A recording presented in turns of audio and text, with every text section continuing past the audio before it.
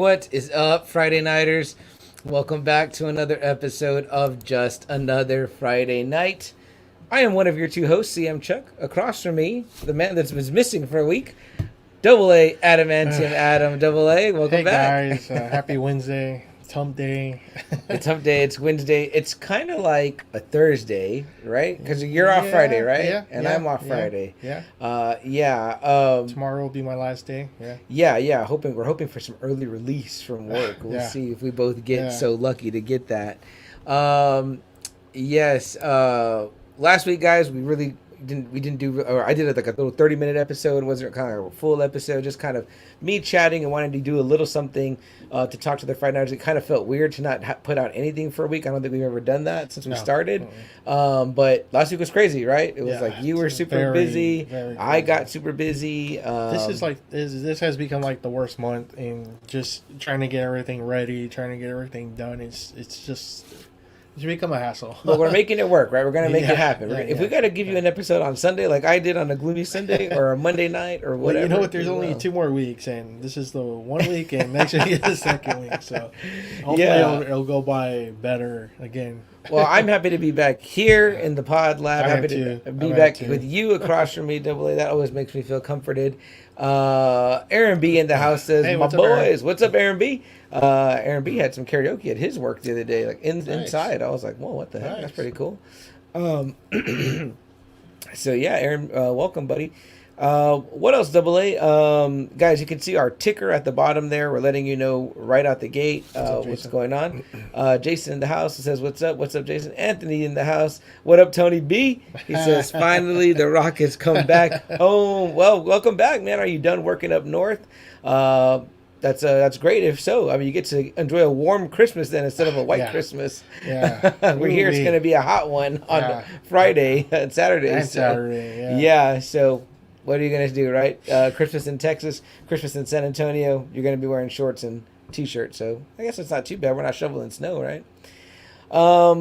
Yeah, guys, I think I said, I announced it last week. I already said what our last 2 episodes of the week were going to be about, so that news is out. We have it here at the bottom because we want to let anybody know before we get into it that we're going to be talking about it. Also new, guys, is that no little breaks. You know how I say little breaks and all that, read the comments. I mean, we may take occasional breaks and read through comments as they come in, but otherwise, once we start, we're going to just kind of roll through. That's awesome. And we'll read it. Yeah. Also, if you notice, guys, if you listen to us on Spotify, last week will be our first episode, but you can see our video on Spotify.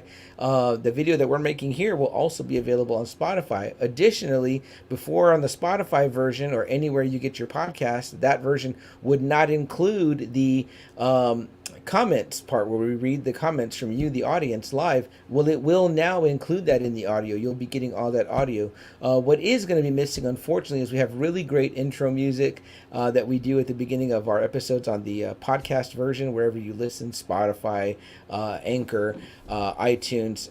That's missing from last week's episode, and I haven't figured out yet how to add that back in, but I will, and I'll bring back in that cool music that we have. But it's kind of like you traded one thing, right, Double A? You get the great video and all the comments and the full-length episode for all of our audio platforms, but we lost the kind of cool music. But I'll try to figure out how to punch it back in. So what else, Double A? What happened in the world of pop culture besides what we're going to talk about, which is the major news? Like Marvel just released the trailer for Doctor Strange. Yes. And that one looks amazing. So I can't wait to see that one come out. Looks great. And we actually both saw it last week, right? Because it was the exact same video that came at the end. Yeah, so I was kind of like, oh man, that looks awesome.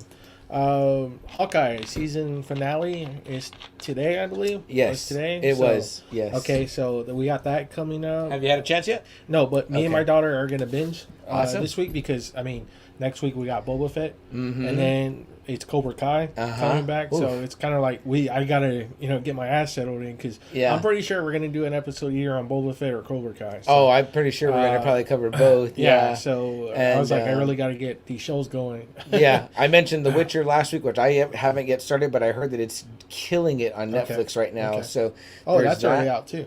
The Witcher? Oh, wow. Yeah, season 2. Okay. Yeah, were you a fan of season 1? No, I couldn't get through it, man. Okay. I was hoping that we could cover it, but when you say that, I couldn't get through it. I don't Okay, so if somebody has a podcast covering The Witcher, I'm available. So I need to rewatch season 1, but my girlfriend, that's one of the things she's actually been asking about. It's like, when's The Witcher come back? When's The Witcher come back? So I was like, told her finally it's back. So we're going to probably watch a couple tonight. Obviously, the big news, like we had already mentioned in last week's, it was technically this week's Sunday, the beginning of the week, I did the quick 30-minute, where it was already breaking records, but it's continuing to break records, right? Yeah, I mean, the only thing that's keeping it out of number 1 is Endgame. Right, yeah, which may be tough, but I mean, it hasn't been a full week yet. No. So let's give it a full week, but obviously we're talking about Spider-Man No Way Home. And that's what we're going to be talking about tonight. So, again, we have our ticker at the bottom because if you have not watched Spider-Man No Way Home, we suggest you not listen to this episode until after you have, because we are going to spoil it. Everyone's been dying to talk about it. I've been reading so many posts by people that are like, I want to talk about it, but I've got to wait till everybody sees it. I know, like Saturday when we had our party, it was like, I was asking all the usual suspects, have you seen it? No. Have you seen it? No. I was like, golly, I can't talk to anybody about this. I'm like, 253 million people saw it, and you guys didn't fucking see it? I was going to say, we were in the group without, right? Yeah. I was like, golly. Shoot, I saw Friday Nighter Albert on Albert Olivares on, I think, maybe it was Saturday. And he pretty much cornered me and was like, wanting to like spew all of his thoughts and everything about it. I was like, whoa, pump the brakes. I mean, I'd seen it already, but I was like, he was waiting because he went to like an early show on Thursday. I went Thursday night. Yeah. That's when I went. That's part of the reason why we didn't record Thursday. Double A was at the movies on Thursday. I was at the movies on Friday. So we were going to do an episode on Wednesday, but he also had some other family obligations. And so, yeah, it was like, it was not going to happen. Yeah, we were looking like, oh man, I was seeing him Saturday night too, but it wasn't in a scenario where we could record. It was like, plus it's Christmas time, guys. We're trying to both probably do shopping still and like wrapping. So it's just, it's bad. But we got some comments in right now. Anthony says he's got to go back to Tennessee this weekend though, so he's not staying here for long. Okay. Steve in the house, he says vacation, guys, and then all he right, says Steve. Cheers. Steve. We're doing the water tonight because we got to work tomorrow and it's Wednesday. So and I drive a forklift, so I don't want to fuck anything up. I don't. I just got to keep my eyes open at the desk, which sometimes is a challenge. Oh yeah. I've had the desk job too. I don't know what's worse. Yeah, but we're happy for you on vacation, Steve. Hope you're enjoying some scotch and some brews for us. Tomorrow, though, I'll probably be back on it for sure. Then Rizzo in the house. He said, "What's up, guys?" Riz, what up, my friend? How you doing, sir? He says, "Hope y'all have a Merry Christmas. Hope you have one too." Yes, you too, Riz. Excuse me. And then Anthony says, "Is the movie Black Adam any good? It has not come out yet. It is summer, I believe, of 2022. So, but it's gonna be good. I think it's gonna be good. I think that." The Rock has very big plans for that character. Well, not just that, but I mean, he kind of supplying himself with a really good supporting cast around him. So Pierce Bronson there. Yeah. It's gonna be all right. It's gonna be pretty good. But I feel too like The Rock. I think he always had like an affinity for Superman. He wanted to be like. And he wants Henry Cavill. Yeah. Superman. So I think that he's kind of, since they've given him this role, I think he wants to do for the Black Adam character what Robert Downey Jr. did for Iron Man, where it's maybe a guy people don't know about, but now he's like the top guy. It's gonna be hard. I think it is gonna be hard. One thing we did not mention, but also in the world of pop culture today, the Matrix Resurrections came out. The Matrix, yes. Very awesome. Yeah, probably won't see it today either. I wanted to see it in theater because ever since I saw Black Widow at home first, I felt like I cheated myself, but I cheated already and I watched it because it was like it's available and I didn't want to read spoilers. So yeah. Okay. I mean, I was like, did it redeem itself after 2 and 3? Because man, those were rough movies to get through. Yeah, I think so. Okay. I think so. Because I was super pumped up for part 2. Super fucking pumped up. Me, Adam. I think the whole world was. We went. Yeah. We actually went to the movie theaters, and I was just like, when I was there, I was like, the fuck happened? Yeah, and then I didn't even see Revolutions. I saw it later, much later. It was also too where it had done that thing where it was like you already knew they filmed them both and they were going to split it up, and so it was kind of like we got the other one like 3 months later. It was pretty quick. But still, I didn't even see part 3 at the theater. I waited like very late until I just saw it on HBO one day, and I was like, all right, well. I think I did because I wanted it to redeem 2. And then it was like, oh, it didn't. Man. You know what I mean? But I was like super let down. Yeah. That was a trilogy that should have been the best, should have been talked about as one of the best. And it's like, well, part 1 is super good. Part 1 is still in my top 5. Is this a part 1? No, it's not a part 1. Yeah. Is it better than 2 and 3? Yeah, I would say so. It's got some interesting. You know what? You might say otherwise. I don't know. I want to hear your opinion. You know, and I would love to talk about it. TM's brief note on it. Yeah, I had some smiles during it, and I was like, okay, I liked it, and I was telling myself sitting there, like, I was like, I think I'm liking this. I was like, okay, which is cool. But I also felt that way during X-Men Apocalypse. I was like, this is not a terrible movie. It's not. Okay. There's some good parts. It's just, I think what it is for like that one is because we know Apocalypse, and it's kind of like, ooh. Yeah, but there was like a lot of other good stuff. There was a lot of good stuff. We always talk about the Magneto stuff. Yeah, the Xavier parts. Yeah. Those are always good. So. Very cool. What else? Don't forget, guys, we're not going to do any breaks, so just keep talking. We'll keep listening. Yeah, so we visited Mario a few weekends ago and picked up some stuff. I shared it on one of our Facebook groups. Yeah. I love Tony B's comment here. He says, The Rock is a real-life Superman. Absolutely. Not to talk about another man's thighs, but he put those thighs up on Instagram when I was like, Jesus, like he looks like, for real, like a Superman. Yeah, I don't know what happened to that dude because he didn't look like that in wrestling. So I picked up some 2 Punisher War Journals. They're kind of famous covers. Right there, with Wolverine on the cover. It's the first time I think they actually go at it. Get one. Tilt them back a little bit so you can get the good view there. I think it says on that one. Here, meeting for the first time. Wolverine and Punisher. Jim Lee covers. Part 2 of 2. So part 1 and 2. Great pickups, man. It was really cool to get some stuff. I don't know what number 1 it is. It's number 1 for '94, but it's Judge Dredd. You know, the concept is always pretty damn cool. UK hero. And it's writing that one? No. He wrote Dredd for a while, right? He did. Yeah. The very last Silver Age issue of Superman. Whatever Happened to the Man of Tomorrow. Written by Alan Moore. Art by George Bettis. George Bettis. Obviously, our thoughts and prayers still with Mr. George Bettis, man. Hoping he gets a miracle. This was something I had my eye on ever since we did our first interview with Mario. He had it on the wall. I asked him about that one. This is the first appearance of Death, Lady Death, Thanos' love in the comic books. First Chris appearance, Claremont. Which I didn't know. Chris Claremont creation. Wow. Yeah. So October I was like, wow. 74. So very cool, and right on the cover too, right? How often do they do that? The character's first appearance. And what's cool too is like Mario will put, like, if you're not too sure about certain comics, he'll put writing on the back right here, and he'll tell you like the artist, the writer, year, month, you know, what's special about it. So I need to start going through Mario's comic book boxes in reverse. Right? So, yeah. So again, if you want to know what's up with Authority Comics, what's up with Mario, all you have to do is just message him like me and CM do. And all the time, man. Yeah, I might have a banner for him written out. Oh, I kind of cleaned up the banners. But, he's there. All you have to do is just message him on Facebook, and he'll hook you up with some comics. Yeah, go on Facebook, look up Authority Comics. Their logo looks like an Avengers A, and then just send a message directly. You could also view Mario's shop there and all the great stuff that he has available for purchase. He'll always hook you up. He'll always cut you a deal and help you out if you don't have all of it up front. So but Anthony says sweet.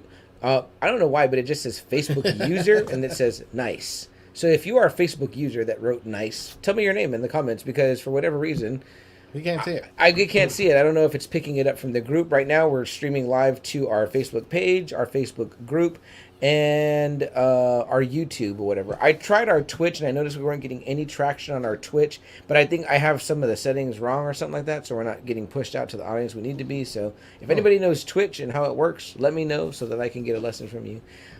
Joe in the house. Joe says, and they're back.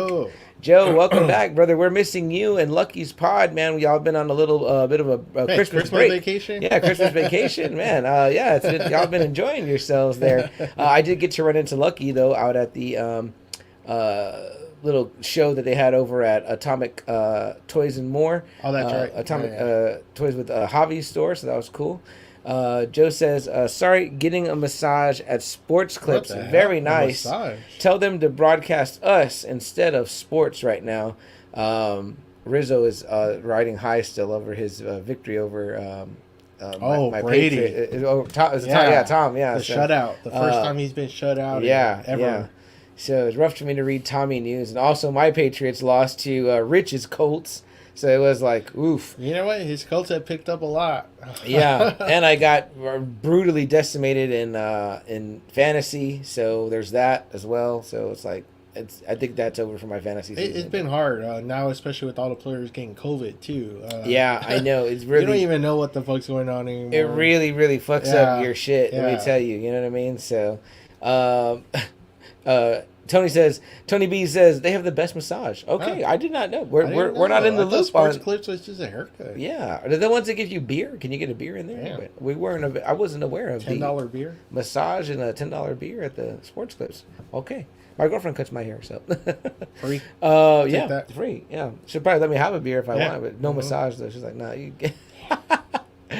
But yeah, Double A. What else? You're wearing the Punisher tonight. Obviously, there's some news about the Punisher that came out in the world of comics. Yeah. So Marvel, I don't know. To me, they kind of backed down. You know, this got adopted by some pretty bad people in the real world. You know, they saw the Punisher, what he stands for, but I'm pretty damn sure they never read the comic. And kind of abused this image. So it kind of sucks that Marvel, instead of growing balls, I love Marvel, but I mean, instead of growing balls and saying like, hey, you pussies can't wear this, this belongs to us, they changed the fucking logo to something different now. I'm like, come on, don't. It's almost like the Starks, don't bend the knee.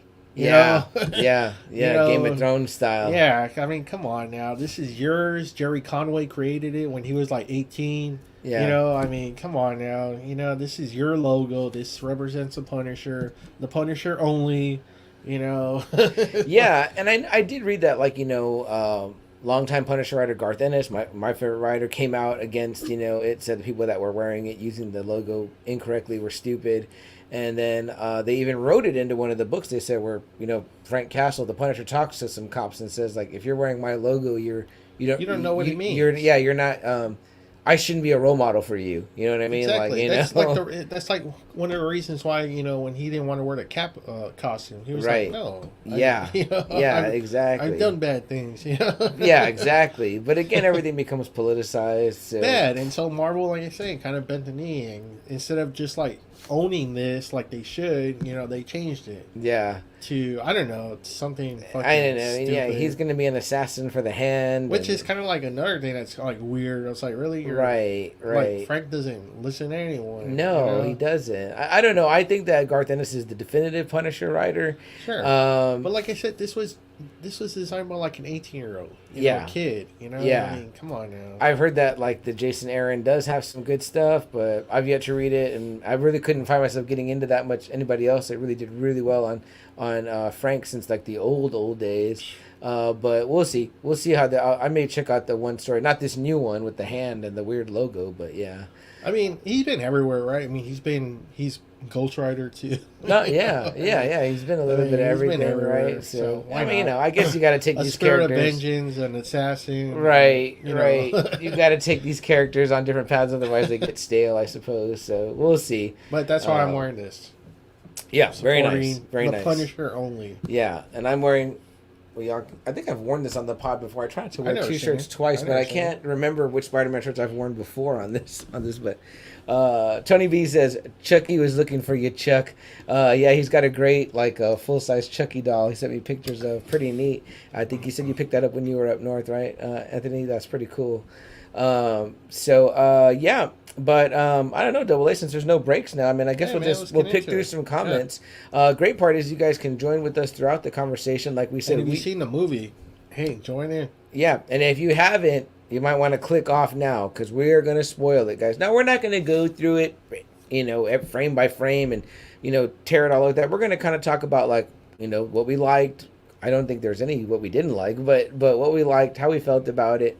And even some of the other stuff, like when did you go see it? How was your theater and all that, because that is obviously one of the factors. But yeah, guys, if you have not seen Spider-Man No Way Home, go home. Spoilers ahead. Yeah, and instead, go watch it. Go watch Spider-Man No Way Home right now. Stop what you're doing and go watch it because you're missing out. Well, it was a treat. Joe just deliver the spoiler. He said my favorite part is when the Fantastic Four came out. I guess Joe famously read on on the group. I had to post it up because I saw all the other groups posting. I was like, oh, I hope nobody. I feel like our group is very respectful and nobody would just outright post spoilers. But I better put it up anyway. I didn't have to take anything down. You didn't have to take anything down, right? I didn't see anything. You know what I mean? But I said it last week on the 30-minute. If you spoil shit, you suck. You're that blows. Maybe I wore this last week. Maybe I wore this on last week's 30-minute episode. Okay. That's why. No, I wore our Alamo City shirt. Yeah, you did. Just in the Friday night shirt. But if you spoil movies, I heard someone say they were in the theater sitting there, and a guy had seen it earlier, and then he shouted out a spoiler right before somebody came out. I'm like, what a fucking asshole! That couldn't have been in Texas because that motherfucker might have got shot. But it's just like, don't spoil shit for people. That's fucking sucks. Lame. Yeah, don't be that guy. And you know what's sad, right? It's been happening since 1982 when Empire came out. Empire, you know what I mean? The famous story of the guy driving by the line of the theater and shouting out. Spoiler alert, guys. But Luke, Vader is Luke's father. But I'm like, what animal does that? That guy is rotting in a very, very nasty ring of hell somewhere. I'm sure getting the old pineapple up the ass Adolf Hitler treatment. So fuck that guy. Fuck everyone that you try to spoil movies, try to ruin it for people. That's lame. Like, you just like thriving on like ruining someone's day, like making someone unhappy. Yeah. Like, wow, how fucking petty can you be? So but there's just those people that, man, they just can't wait. They want to dissect the trailer. They want to dissect this. They want to read about every fucking photo that's been taken. Great. There are forums for that, and you can go in there with those people and chat it up. There's threads in Reddit. I hate seeing all that shit. Me too. Do. I love the joy of, and you know what's kind of funny, right, Double A? And this is definitely part of the conversation regarding this movie because of how big it is and is still getting. But kind of the neat thing about, like, if you watch The Matrix Resurrections at home, it's like you didn't have to worry about hearing people talk about it in the lobby. You just put it on and there it is. And it's like, oh, I could have watched it at midnight last night. Yeah. And I would have been spoiler free. It's like, dude, come on. Like, there's a lot of people enjoy it. There's a lot of people that we know, like when there's like a big pay-per-view, they like to read all the fucking spoilers. Mm-hmm. It's like, come on, be surprised. Be like the old days. Be surprised of when someone comes out. Or a movie comes out, be surprised. Shit, yeah. Why do you want to know? That's great. And I mean, again, to me, I don't believe anything, number one, until I see it. Oh, I knew it.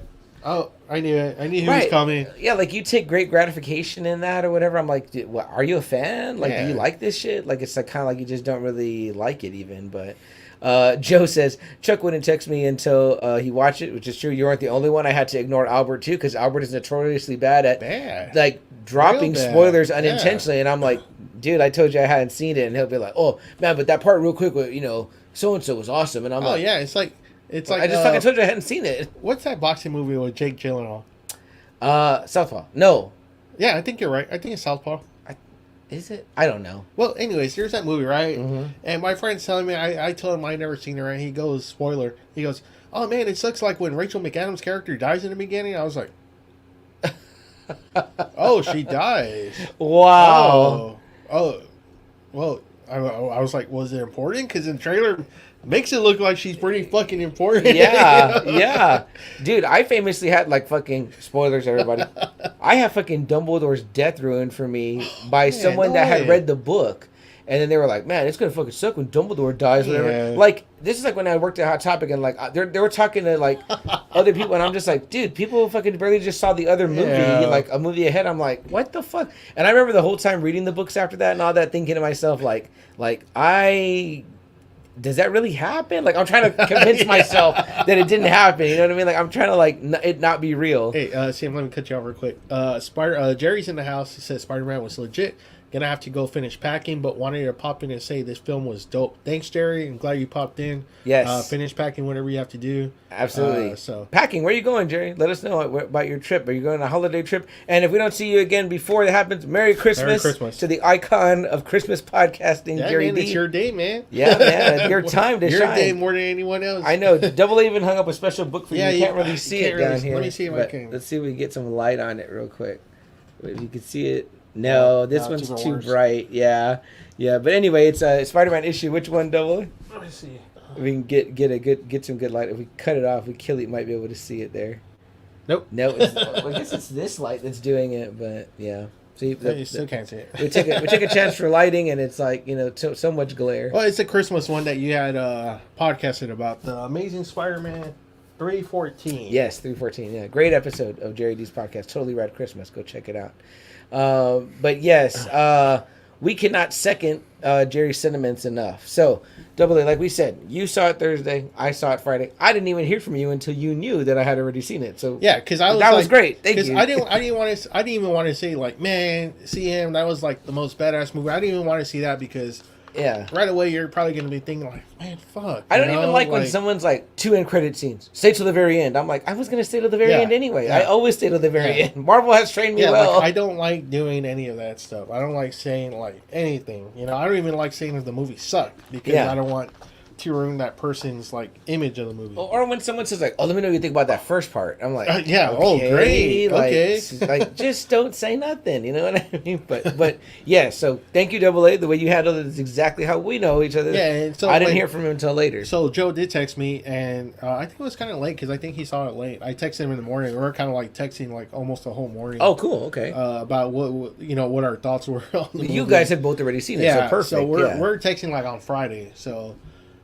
Privately between me and him, it wasn't not group chat. No, not a group chat. No. So, which I did intentionally try to avoid social media, and then it sucked because when we got to the theater, it was packed like the old days, and I was trying to avoid hearing it. So I'm talking to my girlfriend, and I'm like, I was so scared too because I went to the 7:30 showing, but I had promised I had to make a deal with my daughter. I was like, will you please go? And she goes, okay, but you got to buy me hamburger and chicken wings. Well, I've never ordered food actually at a movie theater before, so I was like, fuck, I don't know how long that's going to take. So we like kind of left. Food. Yeah, so we left like an hour early to get to the theater, and they made the food pretty quick. That wasn't bad, but it was like you. I was being in the lobby. I was kind of eating in the lobby, and I was kind of like, oh man, please don't anybody say anything. Please don't let me hear a passerby saying, oh man, when he came out, oh fuck, right, right. So I was like, golly. So luckily that didn't happen. Luckily we ate our food. We we went in their theater and.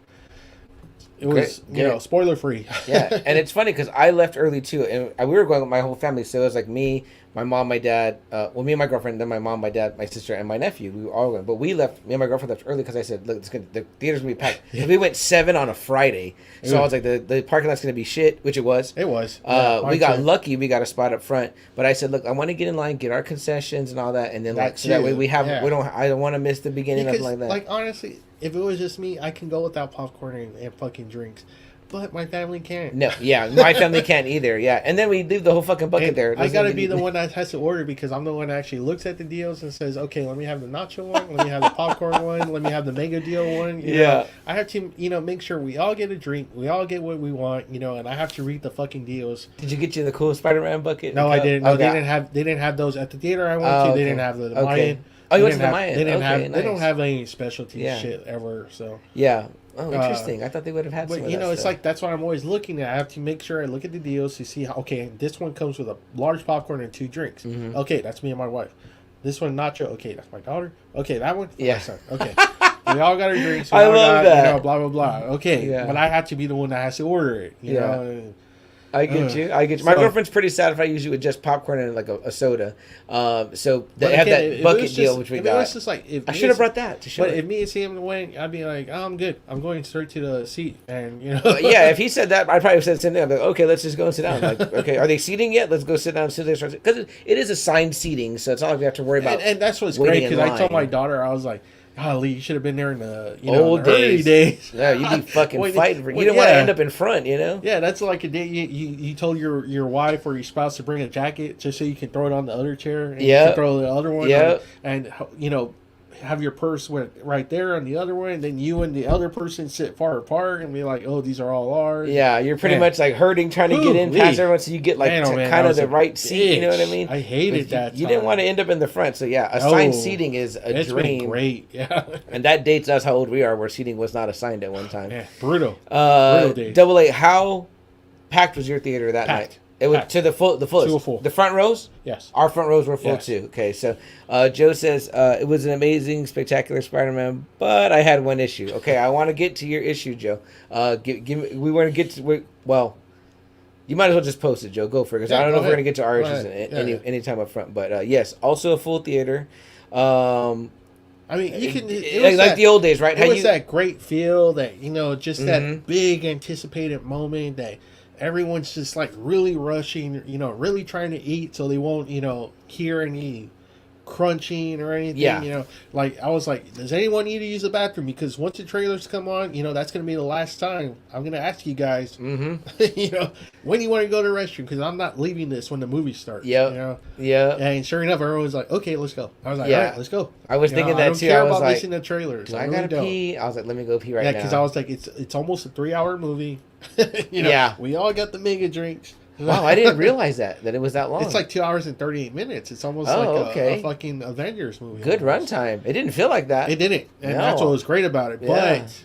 But my kids don't have that same feeling like we do. Right. So if they need to use the bathroom, like with 30 minutes left of the movie, they don't care. Yeah. I need to use a restroom. Yeah. Oh my goodness. Yeah. Okay. Which is a good thing for kids. If you got to go. Go. But still, it's kind of like that moment that for super fans like me and CM, we're like.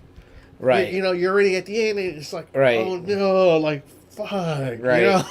When I started drinking beer, I was old enough to drink beer. Like, me and your brother we'd go see like the Tarantino movies, and we would see Kill Bill. Like, I had to pee during Peel It Apart because I drank too much beer, and it was like an I can't hold it beer piss. Yeah. And I was like, see, that was dumb of me. I shouldn't have drank beer at the damn Kill Bill movie or whatever. It's gonna be like a long movie, but you're not gonna want to go to the restroom at any point. No, I did not get up during this one.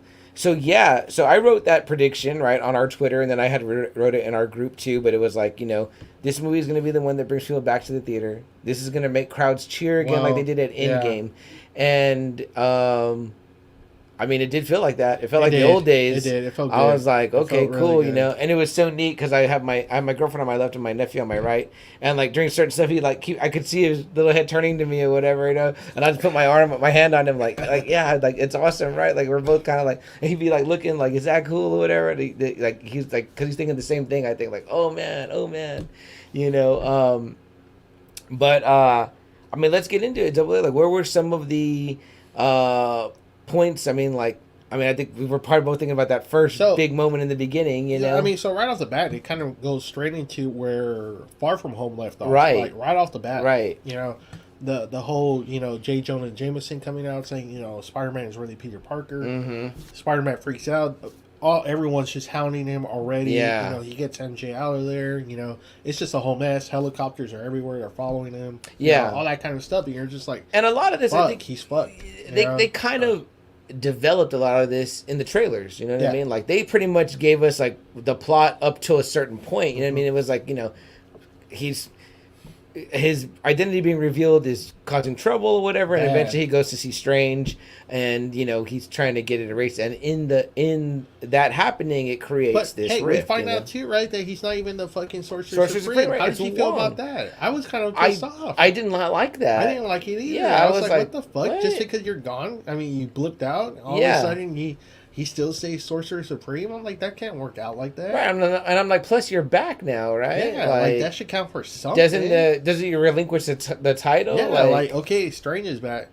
Yeah, it should be like the Steward of Gondor. Like, okay, Aragorn's back. You know what I mean? Like long year taking care of this because he was gone. Right. But now it's time to. And then too, like, is Wong that good at magic? Was that in the comics? I don't think Wong did. He was kind of like the Alfred of the. And that's what I was gonna say. In the cartoon, the Amazing Spider-Man cartoon in the '90s, Wong was like his guy. Yeah. That fights, that does the fighting. Yes. The hands-on guy. Yeah, he was. And he was a badass fighter. He wasn't fucking sorcerer, which they show in Shang-Chi. Yeah. They show that part. Yes, that's right, yeah. But yeah, it's kind of like, I didn't like that part. And then, it kind of sucks that's how you can ruin the spell. He's doing the spell, and when Peter just kept talking, he's corrupting the spell. I was kind of like, oh, wow, that kind of blows. And then at that point, too, I'm like, well, maybe you're not Sorcerer Supreme if you're like getting messed up by maybe this. That's what I was thinking, you know too. what I I was mean? kind of like, ooh, okay. It's kind of like if you're doing math and somebody's like 5, 7, 8, and you're like, what? Fuck. I messed up. I was like, it's kind of meant to break. Like, come on, Strange, you should be good enough where you've got it. Do you think What If kind of showed like a lot of the bad stuff? Because it seemed like it was going to go What If, a lot of times. Like when he had to contain the spell, right? In that box, I was kind of like, oh shit, isn't that what he kind of did with himself? Well, I gotta say that kind of Dark Strange in What If was kind of more badass, right? Like he could do a lot of shit. But we've only had one Doctor Strange movie, then of course he comes out in the other ones. You know what I mean? But he's doing badass shit in that or whatever. You know what I mean? But this other one seemed like was more powerful. The What If version. So pretty much after that, he doesn't work, but it cracks the multiverse. The multiverse, right. And we get like right away, which in the right away. In the second trailer we saw the Doc Ock arms. So it goes quickly to that. Like I was like, oh shit, like we're in the first 30 minutes. And when Doc Ock came, I mean, man, people popped. People holler, people fucking pop. They're like, yeah, Spider-Man 2 for the longest time was always considered the number one movie. Yeah. Everyone Spider-Man loves movie. Spider-Man 2. Everybody. Yeah. And then, they're fighting. And it was funny, right? How he can control the fucking arms. Yeah, with the nanotech. So that was cool. And let's back up a little bit, Double, because we kind of skipped over a pretty big part. That was a really great cameo before Pete goes to see Peter Parker goes to see Strange. He needs a lawyer because he's kind of being accused of like killing Mysterio or whatever, so he needs an attorney or whatever. And this had been speculated, of course. People were like, whose arm is that? Yeah, and I was like, what? And I was like, you know what? I took it with I was like, okay, cool. He's saying he's not in there. Fine. Yeah. I was like, I didn't read any more into it. I really didn't. And not only that, but to me, I was like, oh, that's cool that they're speculating that, but it's going to just be that much more satisfying when I see it with my own eyes on screen. And then we get that big reveal, which was people again fucking popped hard for Charlie. That was the first pop in my theater. Everybody was like, oh, and my nephew kind of turned to me and he was like, who's that? And then I was like, that's Daredevil. Like, Daredevil. Like, that's people cool. pop fucking hard. I kind of had to tell my wife too who he was, because Daredevil is kind of not the superhero that everybody knows. But and now those Netflix those shows are kind of a little bit distant now. You know what I mean? Like they are.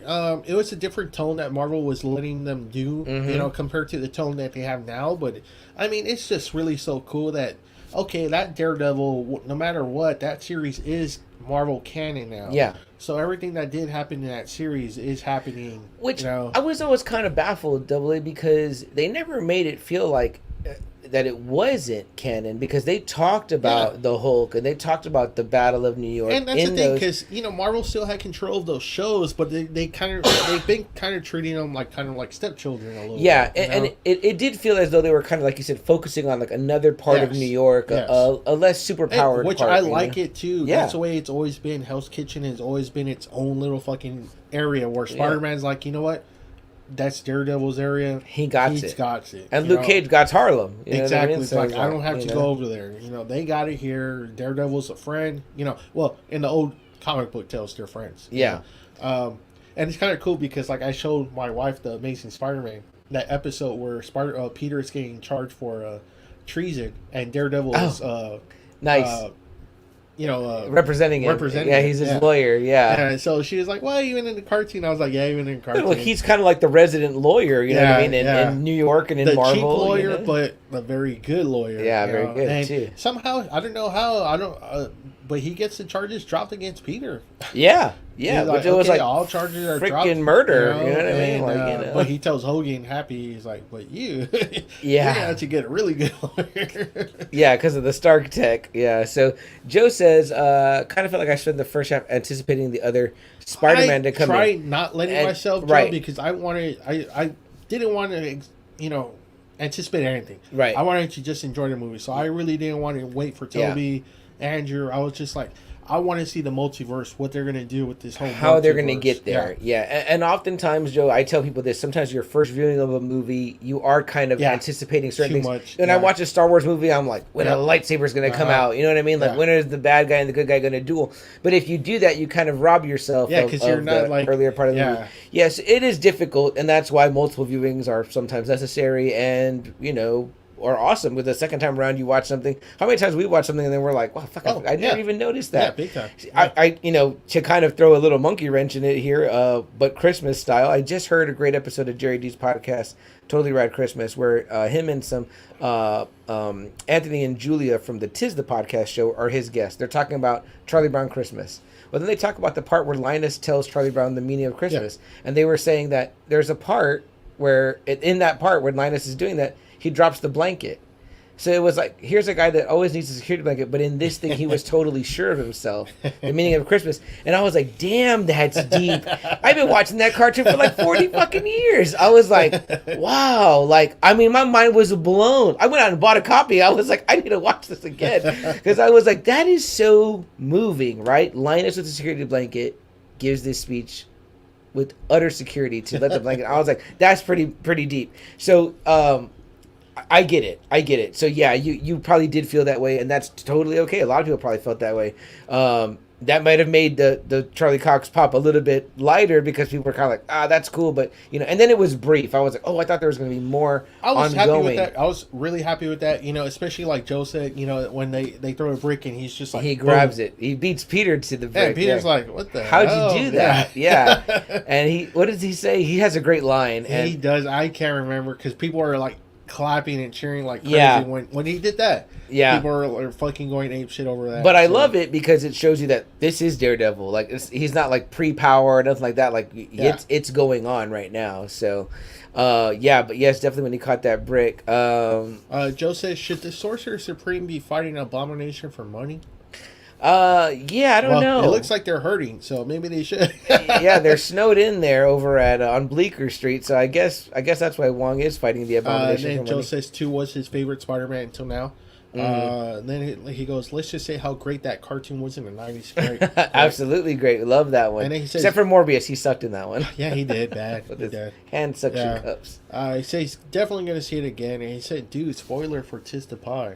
Oh, shoot, sorry. Well, actually, in that episode, a spoiler for Totally Rad, actually, Christmas, sorry about that, guys. But in that episode, I don't know if our audiences cross over at all. No. But in that episode of Totally Rad Christmas, where Tis the Pod is bringing that up about the Lions Bucket, they're saying, we only knew that because we got it from another guy's pod, another Christmas podcaster. But either way, a great little bit of lore there when you see, the Linus thing. And then Joe says, I'm a very good lawyer. Yes, I guess that's what he says. I'm a very good lawyer. But it was just really cool. It was kind of like, they're doing it right. Finally, this is always what our dreams have always been. Yeah. It's kind of like, this all belongs to you. Why not just grab this guy? He's been very popular as Daredevil. Grab him. Absolutely. And you know what, Double A? I don't know how you felt at Endgame. And then, we hear that, RDJ is gone, Chris Evans is gone. I was kind of like, man, how is Marvel going to do it without these guys? I'm actually fine. Now I'm fine. Because, now I'm like, wow, Kevin Feige's going for it. You know what I mean? I'm good because it's like how we enjoy our comics. We go from an Avenger comic book to a Wolverine comic book to an X-Men. I mean, that's the way I'm seeing it. Yeah, and it's nice knowing that we still have those bigs on the shelf like X-Men and Fantastic Four. There's still Fantastic Four coming. But I had to admit, when I was hearing like Shang-Chi, Eternals, I know we're still digging at the bottom on here, but you know what? Even with the shows, I was like, were these going to be the new Avengers, and how is that going to be? But man, not to say I don't have faith in Marvel, because I do, and believe me, everything has been great. In fact, I was just telling, I forgot who I was telling the other day. I think it might have been Albert, and I was just like, man, WandaVision feels like so long ago now. When it wasn't that long ago. It wasn't. You know what I mean? But it feels like it. Yeah. And especially as we're in the midst Silver Surfer. of absolutely, you got to get that one. They got to get that one. Yeah, definitely big time.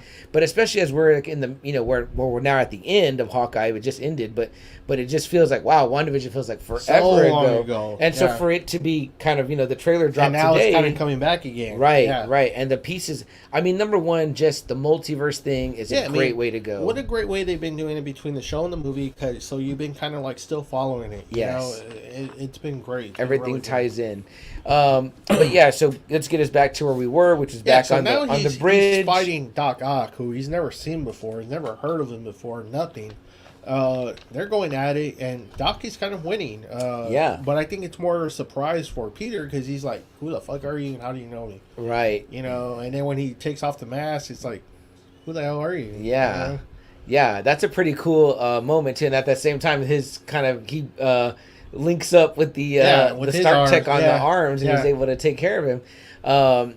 He kind of gains control, but then we get that moment, right, which we kind of saw, I think, in the second or third trailer, where the pumpkin bomb rolls in, and that iconic laugh. And again, people fucking popped hard for this. It was very, very cool. And then dude, but then them kind of like portaling out, right? Yeah. So we're like, okay, we're gonna come back to that. But still, you got that little glimpse of Defoe in the costume. Mm-hmm. Everyone just like fucking popped hard. Yeah, the theater was really neat to be in a theater that was cheering and excited. I mean, there was a time, one of the Friday Nighters, the Imitation Adam, Tandra, he was kind of making a comment the other day. He says it bothers him, and it does when you're trying to hear it. And I'm not gonna lie, for a while it did bother me when we went to go see the prequels, because it was kind of like every time something happened, people would start cheering loud, and I was kind of like, fuck.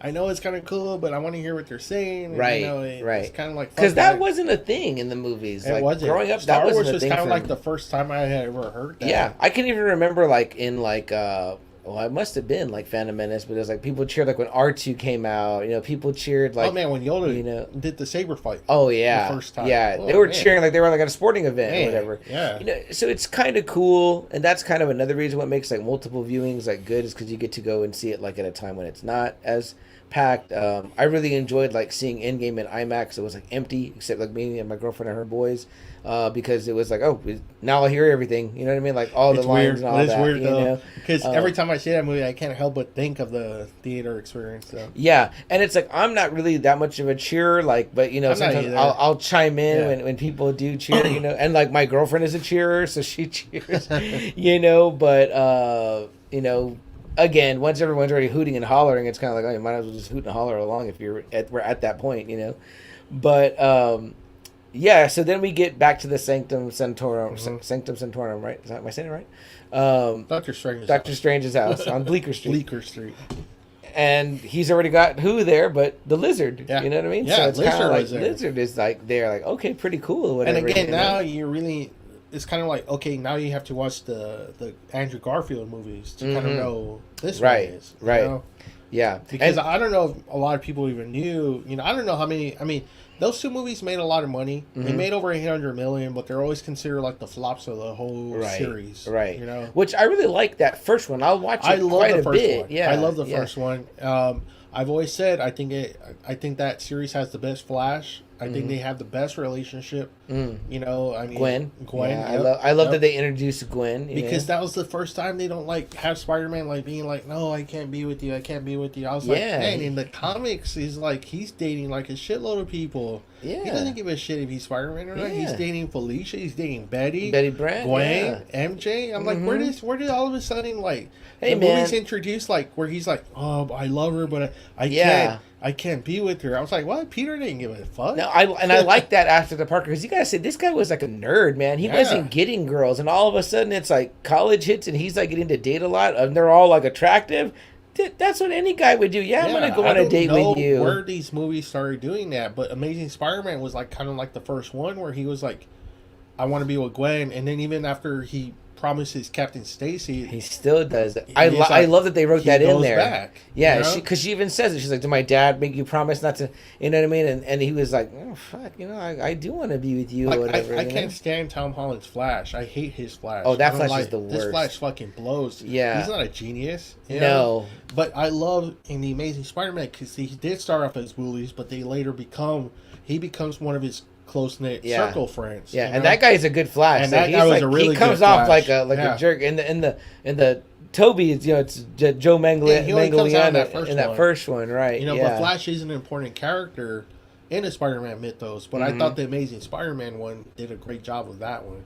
Yeah, I agree. So so now Lizard, it's kind of like, it's cool. It's kind of like, okay, now you're bringing the Amazing Spider-Man. You got two, right? Or one, well, two now from Tobey's. Now you got one from Andrew Garfield. Yeah, so. part 1 and part 2, and then you cover in this. And pretty much he tells him, right off the bat, you screwed up the spell, and now you got to try to catch all of your bad guys and bring them here so we can send them home. Right. And kind of rewrite, redo the spell. Yeah, exactly. So he's telling him, you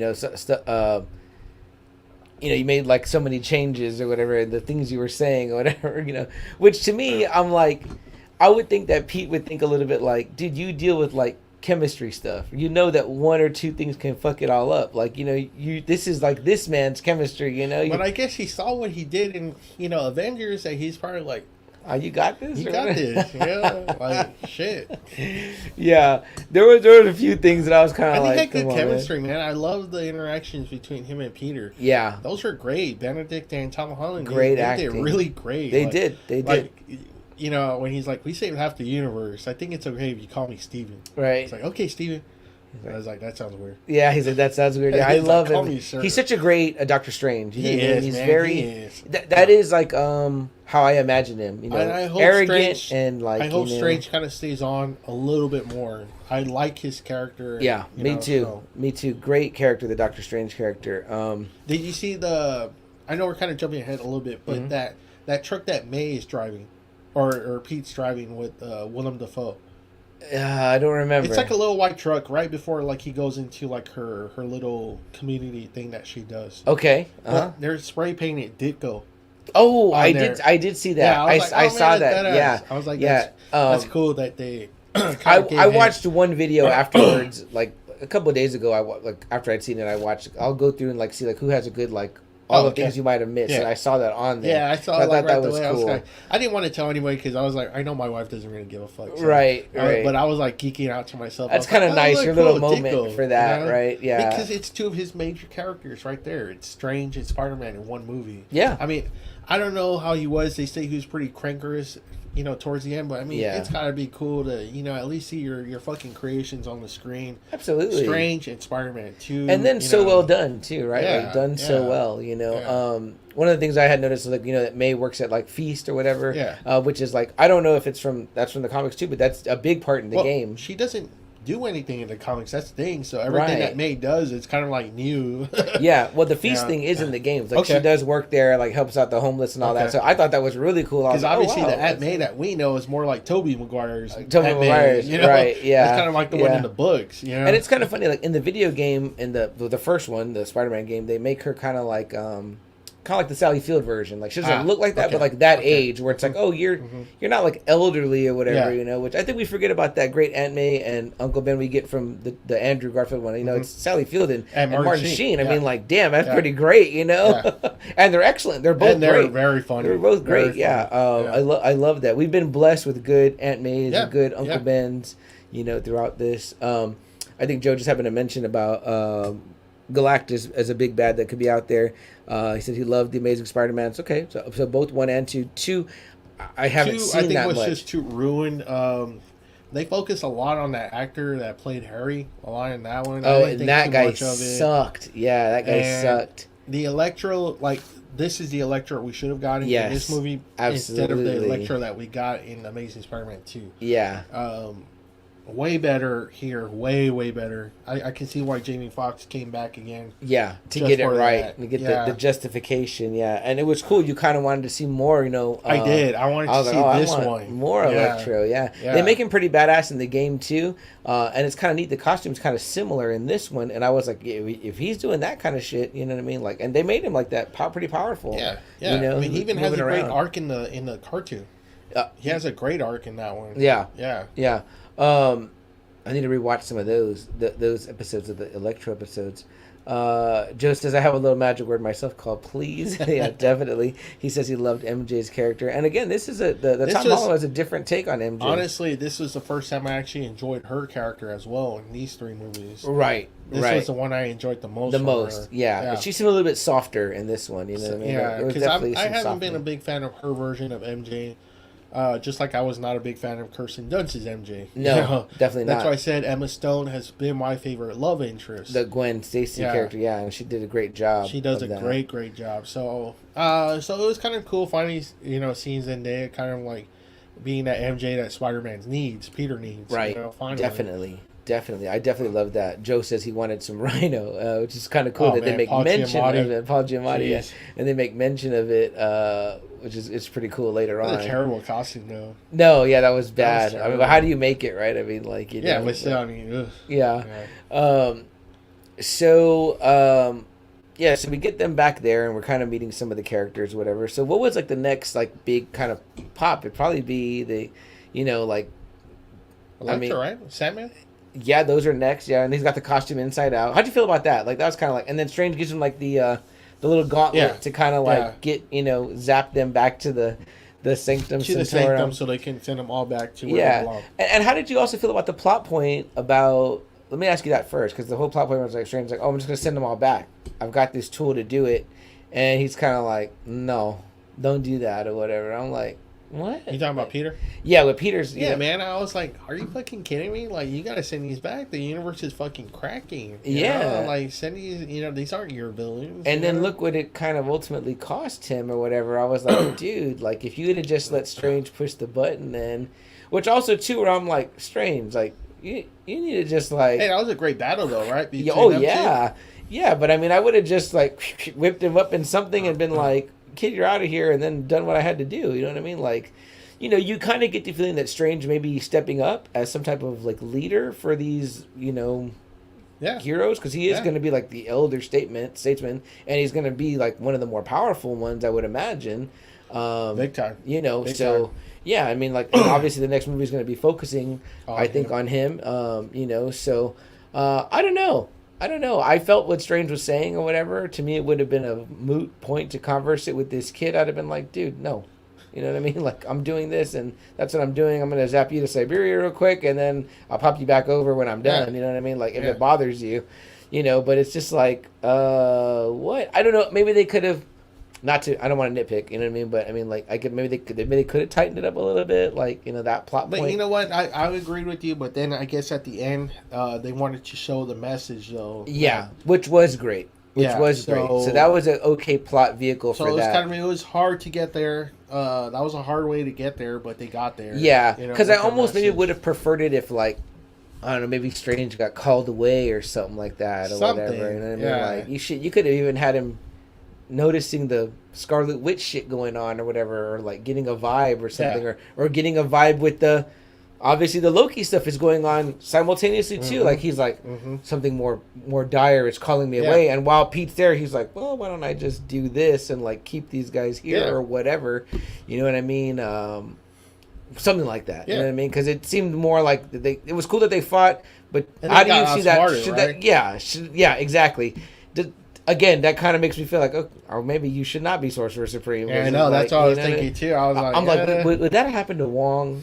I'm like, Wong just got through beating Abomination's ass a little while ago. He might just be like, get over here, kid. Let me show you how it's done real quick. So, like I said, if there was a minor, you know what I mean? Like, but again, great. It led to a great battle. My girlfriend was even like, man, all the fucking spin. Every time she watches one, there's like a lot of like spinning and all that. She's like, oh, I'm getting kind of like, oh, my stomach, But it was awesome. I liked it.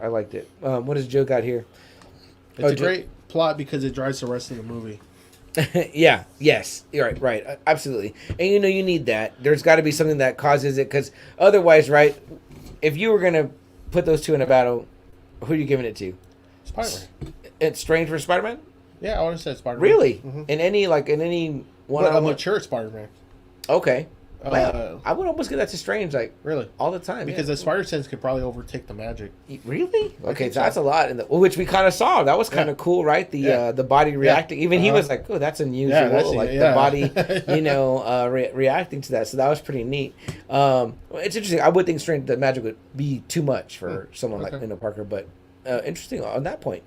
So, so that happens. We get that Strange gets tied up, and then Pete's left to do what he thinks is the right thing, which is in a sense save these bad guys, right? Yeah, because May, I guess, feels bad for Norman when he takes Norman. Right. She starts feeling kind of sympathy, like yeah. And then they find out they die. Right. By the hands of the other Spider-Man. Yes. And so Peter's kind of like, "Whoa, you die?" Like, because you're fighting me? Yeah. Yeah. And not necessarily like murder, but I mean like... But he doesn't know that. In the act of fighting. Yeah. Right. What did you think about... well, let's back up a little bit because we're heading toward the Electro Sandman scene, but what did you think of Norman and dealing with the... breaking the goblin mask and then... taking on the kind of the clothes that, the matching colors. I was like, okay, shit. He slipped right back in. I thought that was cool. Yeah. Because that's always been the thing of Norman Osborn at the beginning. Mm-hmm. Was always trying to fight off the Green Goblin. Right. Until he just embraces it completely. Yeah. In the comics where he's just like totally crazy. Yeah, I'm Goblin. Yeah. Yeah. So this was kind of cool. Still him fighting it. And you're thinking like, okay, cool. He fought it. He broke it. He's his own guy now. Right. But clearly not. We will find out. I mean, I would think that we would... How did you feel when you see him kind of don that particular outfit where you're like, oh, well, it's just like right there. You know what I mean? Like the green and purple with the... Which, I had always... disliked that they didn't incorporate the purple into that old outfit. I thought they could have did like metallic purple. They could have done really get something good. Like that costume was okay, but you just make the tip of the head thing like metallic purple and some metallic accents. When the characters are all solid one color, it looks weird to me. It does look weird. Put accents and make the accents the other color. Like I thought they were going to kind of improve on it a little bit, but right, yeah, and like even though he could have kept maybe the costume but with the hood on top or something like that. Because see, one of the things I never liked about the Ultimate. Green Goblin was that he was like this kind of like almost like a Hulk. He was like but they kind of showed him with like the tatters of like a purple thing on him, and I was like, okay. But I always thought that too. Like they could have done that in the old Spider-Man's, the Tobey ones, where maybe he flies through like some green or purple like cloth and it just sticks on him, so you get the vibe. That solid color green thing kind of just threw me off, but. I thought that was cool that they, introduced it. He's dressed in that, and he kind of stays dressed in that. I didn't realize how much I missed Green Goblin until this movie. Yeah.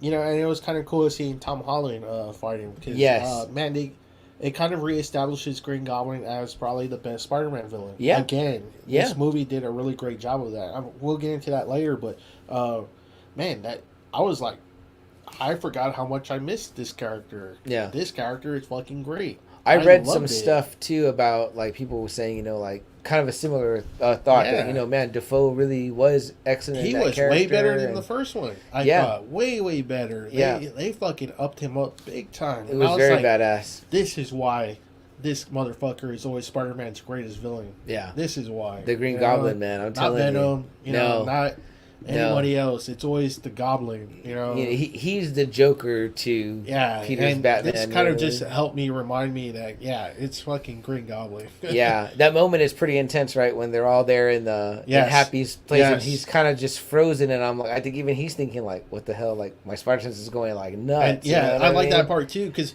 is that the first time they're showing his?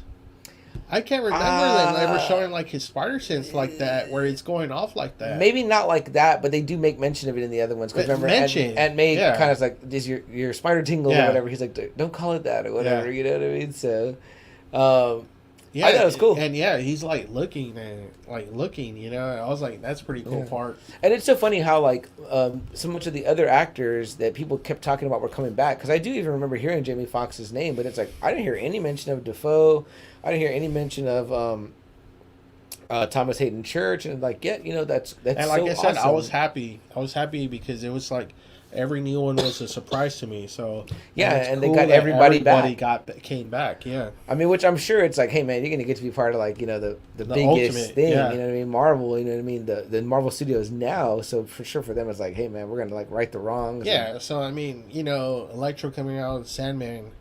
I mean, again, people popped out hard for them, especially when it was Thomas Hayden Church. And Jamie Foxx came back. He looks good. Yeah, He looks it looks good, cool. you know? Yeah, he looks awesome. He doesn't look like the fucking character from part 2 where No. he has like the hair and the Terrible, fucking yeah. glasses. And then that blue, when he turns all blue, I was like, man, I never understood why they made him blue. no, that I was wasn't. like, Yeah, I don't know what they were doing there, but and I love how they even made jokes about it. You know what I mean? Like they reference their kind of silly storylines. You know what I mean?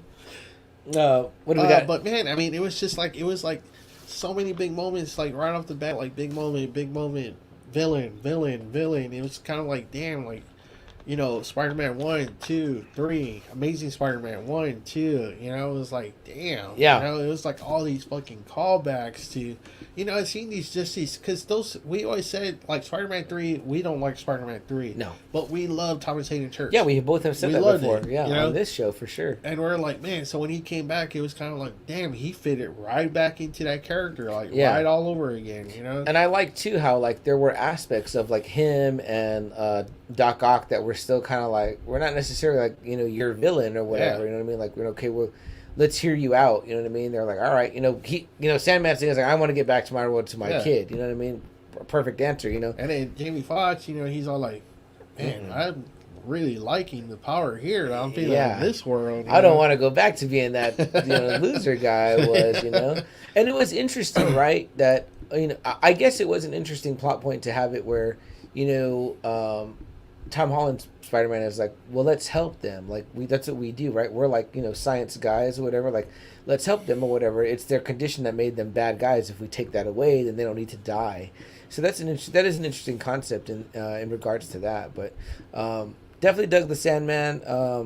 Again, what did you think about the inside-out suit? Was it kind of like, was it necessary? I guess I know it had paint on it, but I was kind of like, is this a reason to make another action figure or whatever? Like, maybe. Have him in the black suit, or their answer to the black suit for now, maybe. Yeah.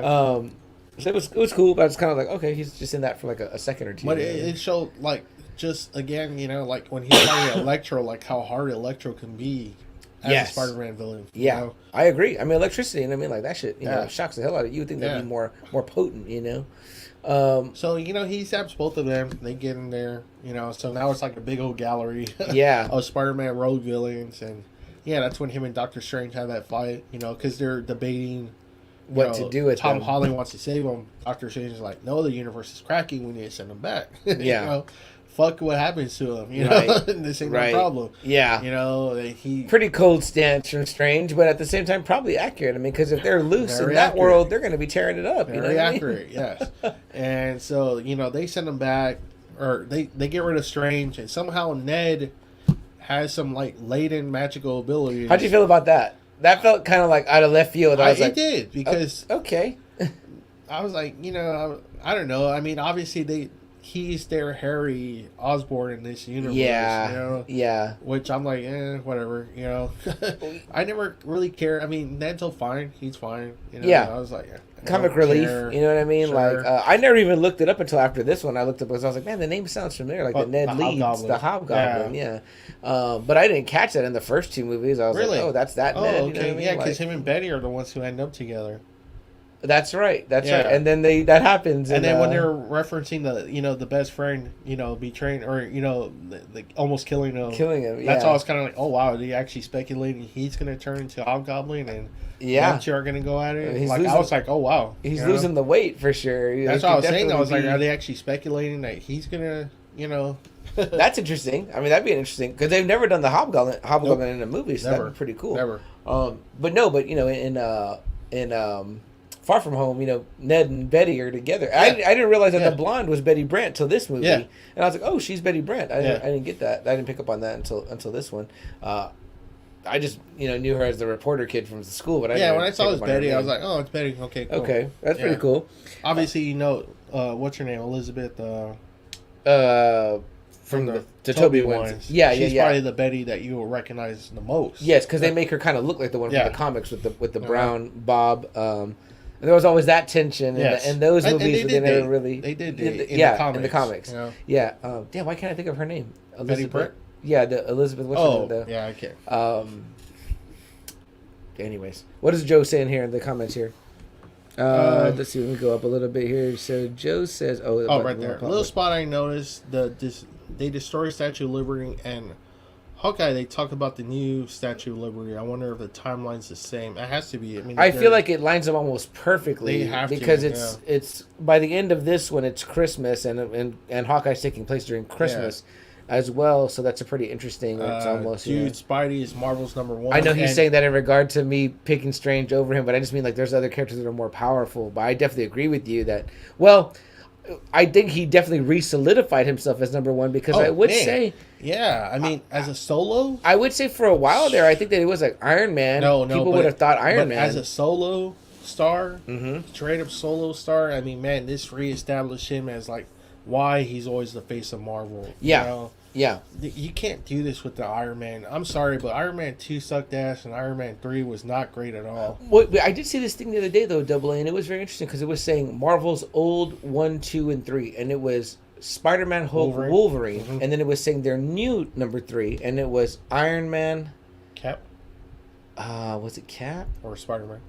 I don't remember, but it was like a different thing. But Iron Man was in there, and I was like, "Wow, there's a guy that never would have been." Never. I do feel like since RDJ started as Iron Man, of course, I think a lot of people, especially younger people, he was the #1. Yeah. I mean, like I'm sure if I asked my nephew, like who's #1 at Marvel, he might. But say. Remember again, like in 2001 when Spider-Man came out with Tobey. I mean, I was saying my daughter, it made 114 million that first weekend, which was crazy. No movie had ever come close to making over 100 million the first weekend, and this fucking movie, you remember it was a milestone. Yeah. If a movie hit 100 mil. Yeah. It was a milestone. This one did it in one weekend. Right. It blew Batman away. It blew everything Superman did. Yeah. I mean, it was like, wow, here's Spider-Man. And is that adjusted for inflation? Like, did they adjust that? No, that's what at the time. Oh, okay. It made 114 million that one weekend, which was just fucking crazy. I mean, we had never seen a giant movie do that ever, And, it kind of, reestablished Spider-Man. And then this one comes out.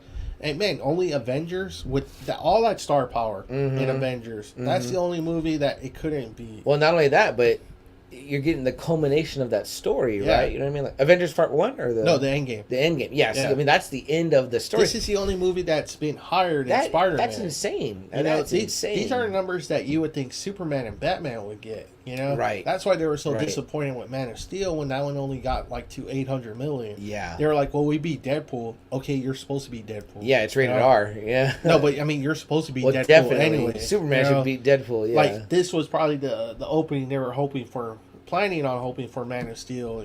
Now Spider-Man's getting it, See, it's interesting. I mean, like, maybe it just means that there needs to be a little bit of a cooling off period for some of those characters. Well, or they just need to do them right, for sure. For sure. So let's see here. What do we got in the comments? This was much better than getting a new Goblin for this universe. Yeah, definitely. Yeah, totally. They went the right way about that. I really dig that they went that route. Yeah. To showcase the villains that already existed. Just as no one wanted to see Topher Grace come back. No. Yeah, I mean, they did a great job of cutting out the bad stuff from those other ones, like with the other Goblin. Remember I always told you that the kid that played the Goblin in that one, he reminded me of the damn Fright Night kid from Part 1 or whatever. Yes. No, I really don't care for that. I've seen him in. I think it's called Chronicle. It's with Michael B. Jordan. I've heard of that. Yeah, it's fine. It's a fine kind of like super movie, but he's not. I mean, I don't know. There's something. It's like Sam Worthington. Yeah, Worthington. They try pushing that guy as an action star at so many fucking franchises, and that guy just. That guy got some good roles. They should have gone. They should have gave those roles to The Rock. I remember there was a time when I was like, man, The Rock needs this guy's agent because The Rock was doing like Tooth Fairy movies. Yeah, and this guy was getting like Terminator, Clash of the Titans. You know what I mean? Although I do like him in that movie called The Shack, which is on Netflix. No, but but that's a totally different movie than what this guy was getting at this time. I mean, I was like, he was getting everything, man. Then he got Avatar. You know what I mean? So and then Avatar. So he was like one of the biggest ones. But his movies just kept fucking flopping. Yeah, and he's not like that great. He's not. He reminds me of somebody. Like I'm like you're like a poor man's something. And Topher, I don't know what the hell they were thinking when they cast him as Eddie Brock. Eddie Brock has always been portrayed like as a big fucking guy. Yeah, they always show him working out in the comics in the gym, and he's like Tom Hardy. Even like Tom Hardy, I like the movies, but he's not my Eddie Brock either. No, no. You need like John Cena. But like that idiot kind of like New Yorker, where he's like everything is like somebody else's fault, like. Well, you gotta say though too, like who did Wizard cast? They cast like Brian Bosworth or something like that. I'm like, okay, you can't go that route. Although they might have had the look. No, but just the Brock part, with the Venom, then you can do something else. You know? And a lot of times too, though, it's like you don't need to give a villain so much. I mean, you could do more with a lot. Like if you rely on like it being more about Venom, like you said, then it's like you could do a lot with that. Oh, you have some comments here? Maria comes in. Sorry, Mom. I think you're doing. Hi, Mom. How you doing? Joe says, I thought that's why they shaved his head. Ned. Getting ready for the but thing. You know what? Interesting. Even though he's lost 100 pounds, he still look. I'm like, I don't know if they'll ever cast you as Hobgoblin. Yeah, yeah. And it's interesting now that I think about it. Like, they're it will be more tragic if that happens because him and Ned are. I couldn't believe they're actually hinting at that. So I was kind of like, wow. Yeah. Although now with how this one ends, and so you can kind of see that, right? Yeah, there's no going knowledge. To MIT. I was like, to learn more about that. Well, that's interesting. Because he's just like Norman. Yeah. With all the tech shit. And he's been exposed to glider tech now. Yep. So, okay, I kind of dig that. You know what I mean? Would you do it? Solo Goblin, like Hobgoblin as the main villain? Yeah. Like, or you wouldn't put no side villains? No side character. Because I keep hearing Scorpion's name get thrown around, which they kind of did show. Scorpion. They kind of showed him talking to Vulture, remember? Yes. And it's that one actor. I can't think of what else he's from. But, I can't. Yeah. But he's got the Scorpion tattoo on his neck. He talks to He's like, we should talk. He tells Vulture, we should talk. So that would be interesting. But let's get to the meat and potatoes here, Double A. Let's get to what I think that was the big, so two other geek out moments. Yeah, so now Peter's gone missing. After the Electro battle, he's gone missing. Yeah.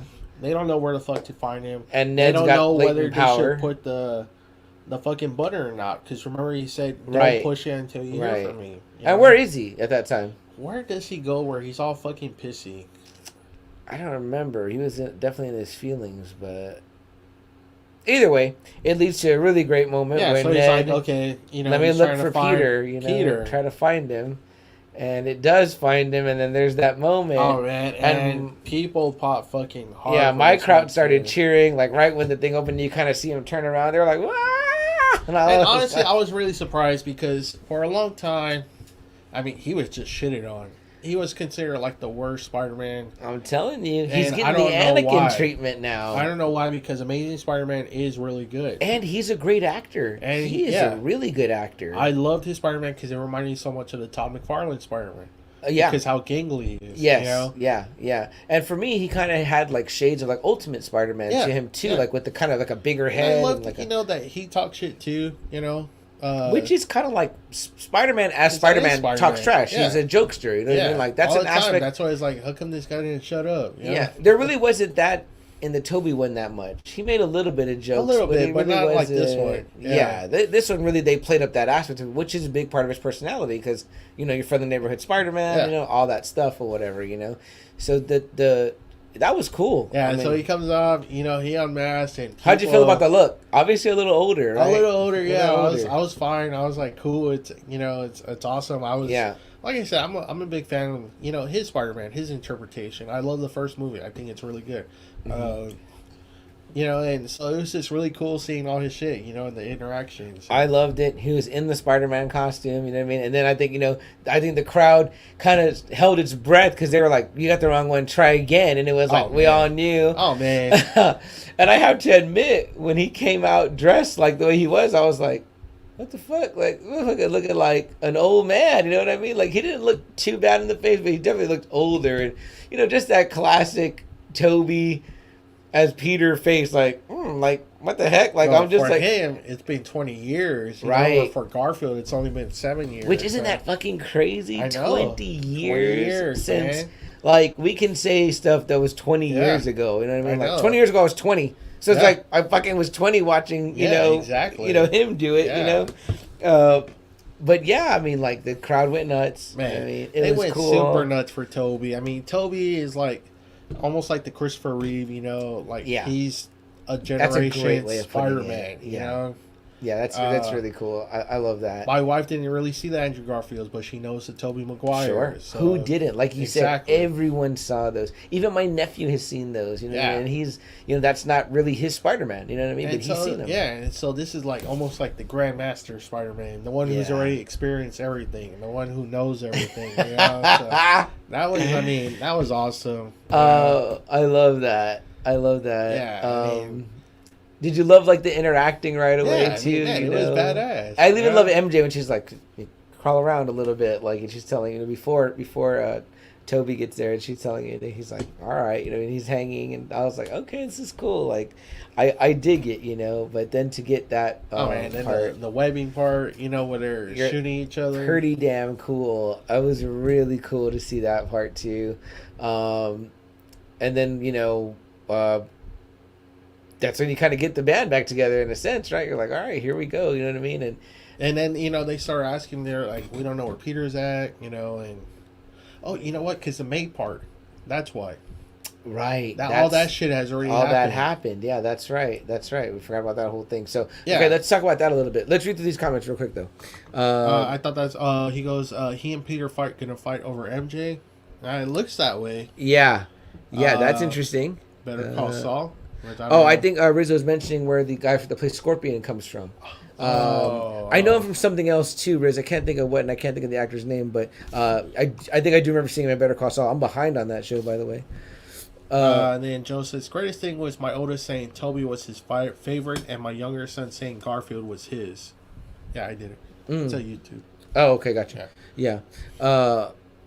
What? Read me the comment again. Oh, greatest thing was his oldest son was saying Toby was his, and then his younger son was saying that Garfield was his. So interesting. You got like two different kind of like age groups because Amazing Spider-Man came out like in 2013, 2014. Yeah. So yeah, I mean it was very interesting, and it's so funny because I just at the show that I was at, the little outdoor sale that Javi had at Atomic Toys.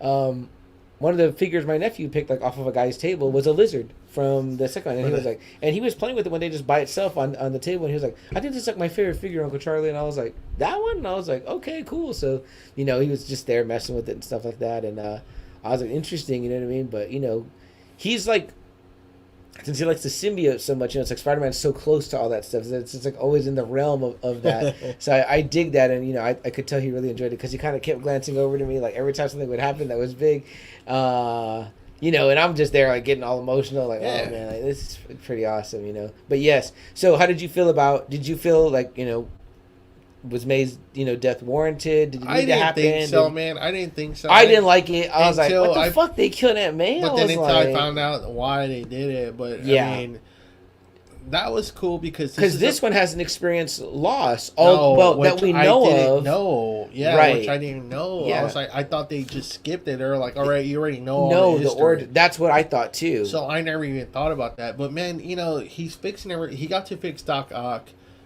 He's almost fixing Electro, and Goblin Norman shows that he's not really in control. It was always been Goblin that's been in control. And man, oh man, like I said, they upped his power or something because Tom Holland's Spider-Man is wailing on him hard. He's not even like holding back, and Goblin is just like laughing at him. And I was like, whoa, this really shook me, and then I was like, yes, and then I like snapped back. I was like, well, yeah, duh, this is the way the Goblin should be. Like he's like strong. He's like Spider-Man's mirror image. Yeah, yeah, like the dark side of him. I know they try to play up Venom that way, but it's always been Goblin. Yeah, it's always been the Goblin. Yeah, like when the power corrupts you, absolutely. And this is what reminded me again that this is why he's Spider-Man's number one. Yeah, because.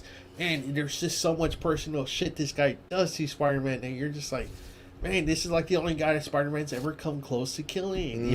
Or he's like, fuck you. That's what like the Garfield one fucked up too, because it's like it didn't have a good Goblin. The way the comic paints it Like, and even Harry the Gwen is good. story, And Harry is good. Yeah, you know, he's because great. that issue where he does die, it's pretty damn an emotional story. Yeah. The way J.M. DeMatteis writes it, it's pretty damn emotional. Yeah, even the other stuff too, like the hologram cover ones, or that one where he has dinner with them, and it's Harry, and he's like, oh fuck, man, like this is his fucking friend. Like that's what makes it tragic. Yeah. It's so funny because as much things as these movies get right, there are still things that the comic books did better. Yeah. One of the things that that they did better too, unfortunately, like in the Garfield ones, that maybe it was kind of marred, to fail in a sense, because they changed some really key things that are great. But like the Gwen story, where it was like, that was always a neat thing where it's like she didn't know, and Captain Stacy's death, but he did know, you know what I mean? And then she ended up hating Spider-Man. It made it so hard for him to, he's like, how can I be with you? Because if she ever found out, she'd fucking hate him, Like I was like, gosh dang, like Stan Lee, man, way to go. Like that is like well done. That one, that's Jerry Conway. Is at that point already? Yeah, I mean, still great. I mean, like that's great storytelling. Like shit, and that's what I think too, because Jerry Conway, like I said, was only like 17, 18. Yeah, he was writing these stories. Oh, that's incredible. I mean, right? It was kind of like that's wow. Incredible. So even Captain Stacy's death, you know what I mean? The Spider-Man fighting the Goblin, the bricks falling on him. You're like, oh man, that's like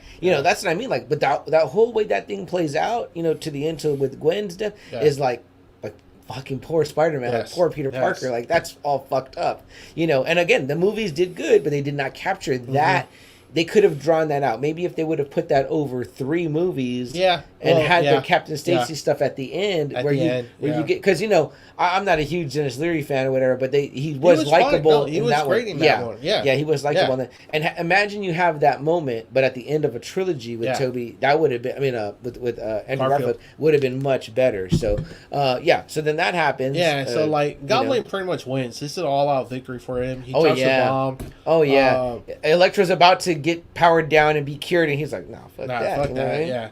So he leaves. Sandman leaves, and he's in their head too. Right? He's like, "Come on, be who you are. Like this is a gift." You know what I mean? Like we're the gods here. You know what I mean? I'm like, damn, man. Like So all the villains split. Yeah. So there goes all that fucking work. The he plants a bomb. Bomb explodes. Buildings destroyed. And we didn't think nothing of it until May crashes and it's just like, oh shit. I like how they did it too. Like die. She gets up first, so I'm like, oh good thing they didn't I was like, oh cool. Then they're joking, right? And they're talking, right? And and I guess you're right, I didn't think about it. I was like, oh, I assumed that there was an Uncle Ben. They hadn't said that. And even so though in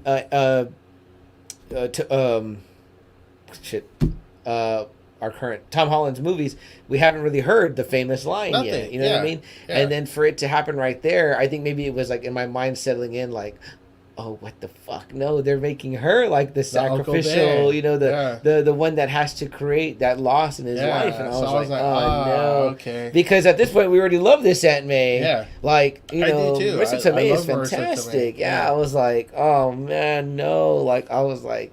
So in that part, I was like, I felt him in that. I was like, oh, Tom Holland, he's right. He needs to get away. So now after, they get the 2 Spider-Mans, that's when they tell him, what happened, what went down. And they're both like, okay, Toby's the one that speaks up. He's like, where would he go? He goes, I always have a place where I go. Yeah, I love where that. Would he go? Yeah. And then that's when they take him to the roof. MJ's like, oh, I know where they're at. And this is our first time we get to see the 3 together. Yep. And you're like, I mean, what a moment for us, right? What's that like for us that we lived through all 3? Yeah. And like you said, 20 years ago, then the other ones. I mean, like, despite. And not only that, but, we've had, like the cartoon, the 90s cartoon, had an episode where it was Spider-Man's. We've had Spider-Man into the multiverse. We've had amazing friends. We've had amazing friends. Iceman and Firestar. Firestar? Was that her name? Firestorm? Storm. First. Shit, I can't remember. Somebody's going to get us on that one. Yeah. But the comics too, we've had that. So this is kind of it's like Firestar. Firestorm is DC, right? Okay. Yeah. And this is the first time we're seeing it in the movies. But we're seeing like 3 different generations of Spider-Man. Right. It's Tobey, that Garfield, and Tom Holland. I mean, and if somebody would have ever told us that you're going to have all 3 Spider-Men in one movie, like that it's going to work and it'll be a great story. And who would ever thought they would have accepted, Garfield after all this time? Yeah. And then, they're talking and, Tom Holland kind of gets mad. He's like, don't say like, what I've been through. And they know. They were like, whoa. And then, and then he tells him, the line he starts saying that, with great power comes great and responsibility. they're like, how did he know? Because that's what our Uncle Ben said when he died. Yeah, so right then before they he lost died. their uncle. And so it's like, oh shit. I was like, damn. Mm-hmm. It's very crazy, man. So it's like, wow, and I think they're kind of having a realization too, like, wow, this kid is just had his moment that defined us. Yeah, you know what I mean. And then he's like, I lost Gwen. He's like, she was my MJ. Right. You know.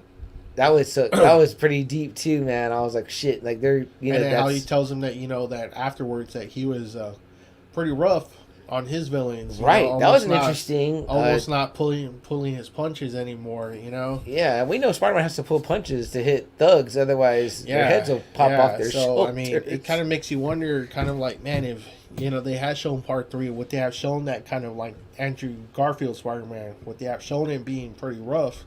Yeah, at that moment. Interesting. That would have been interesting. Interesting. What the arc would have been of that amazing. I was Spider-Man really 3. hoping that Toby was going to say him and MJ worked it out, and they had May. I was hoping that they were going to say they had their own Mayday partner. Yeah. I was really hoping they were going to say they ended up having a baby. But he says what instead that they got together. They got together. Yeah. Okay. But I was like, oh man, please say you had May. That would have been cool. They just said. If they want to recast Kristen Dunst, we're okay with that. I'm fine with that. Joe says 90s Spider-Man cartoon. His deal was he was constantly trying to help the villains get better. Okay, very cool. He did try to help. He was all trying to help them. Yeah. I don't think I cried at the Aunt May scene, but damn, when Garfield talked about Gwen, oh yeah, definitely, man. Because number 2, he's acting so well. I'm like, this guy is an amazing actor. He is. I loved him. Yeah. Not that the other 2 are not, because they're not. Because when Pete's feeling that emotion, I mean, you feel Tom Holland's like, oh man, he's having a fucking really moment. You know what I mean? So, so they all get together. He explains the plan pretty much, like, hey, this is the plan, guys, and they're like, okay, you know what I mean? So, they get in the lab. That's a lot of fun, that part. That is, man. I was like, oh man, that's so awesome. Because that's such a Peter Parker thing, you know what I mean? Like, he figures things out. He's a smart guy, whatever. And I'm glad they kind of showed in this movie finally, because Peter is a pretty big brain in the Marvel universe. I would say he's in the maybe top 5. I mean, you've got Reed, Banner, Stark. I always put Doom up there. Xavier, Doom. Yeah, and in fact, I would maybe put like Doom number 2, like Reed, Doom, and Banner. Then, the way they make it in the comics anyway. Banner, Bruce, they downplayed his intelligence big time in this one. In the movies they do. I mean, like, he's kind of like the next smart guy, but it's like not as smart as Stark. I'm like, wait, he's like a nuclear. Stark was never a genius. They should have in the movies always made him over Stark. Yeah. But I know what their probably thinking was that they were probably never going to get Fantastic Four back, so it's kind of like he was going to be Reed and Iron Man and everybody else they could think of, probably Black Bolt too. Yeah, all rolled into one. He was going to be the super genius Doom. He's going to be Reed, Doom, Iron Man, everyone into one. It's interesting you mentioned Xavier, because it's like they don't really show him as being smart, but however, if I can read your mind, I can just be... No, but I mean, he is intelligent. Him and Magneto are super fucking intelligent smart guys for sure. But yes, I love that, especially with like the... obviously, the part where they talk about their webbing, you know what I mean? Like, wait, yours comes out. Whoa, yours comes out? Yeah. I love how he's like, does it come out anywhere else? It's like, no. But that was so cool, because they never really gave, Toby kind of the really smart side of Peter. You know what I mean? Like, he's smart. No, but because he impresses Norman and he impresses Doc Ock. That's with right. What he knows, yeah. Because he is. He's always fucking tired. From Spider-Man, like Spider-Manning. Yeah, yeah. But I mean, he was always at the top of his class, always. And then in Garfield's, they do show him super smart too when he's helping Kurt, Dr. Kurt Connors too. Yeah, there's a Dr. Connors in the original. Too, we always kind of like, oh, is he going to become? So that was very cool, man. I love that scene. Yeah, and then that's when that's when they kind of throw in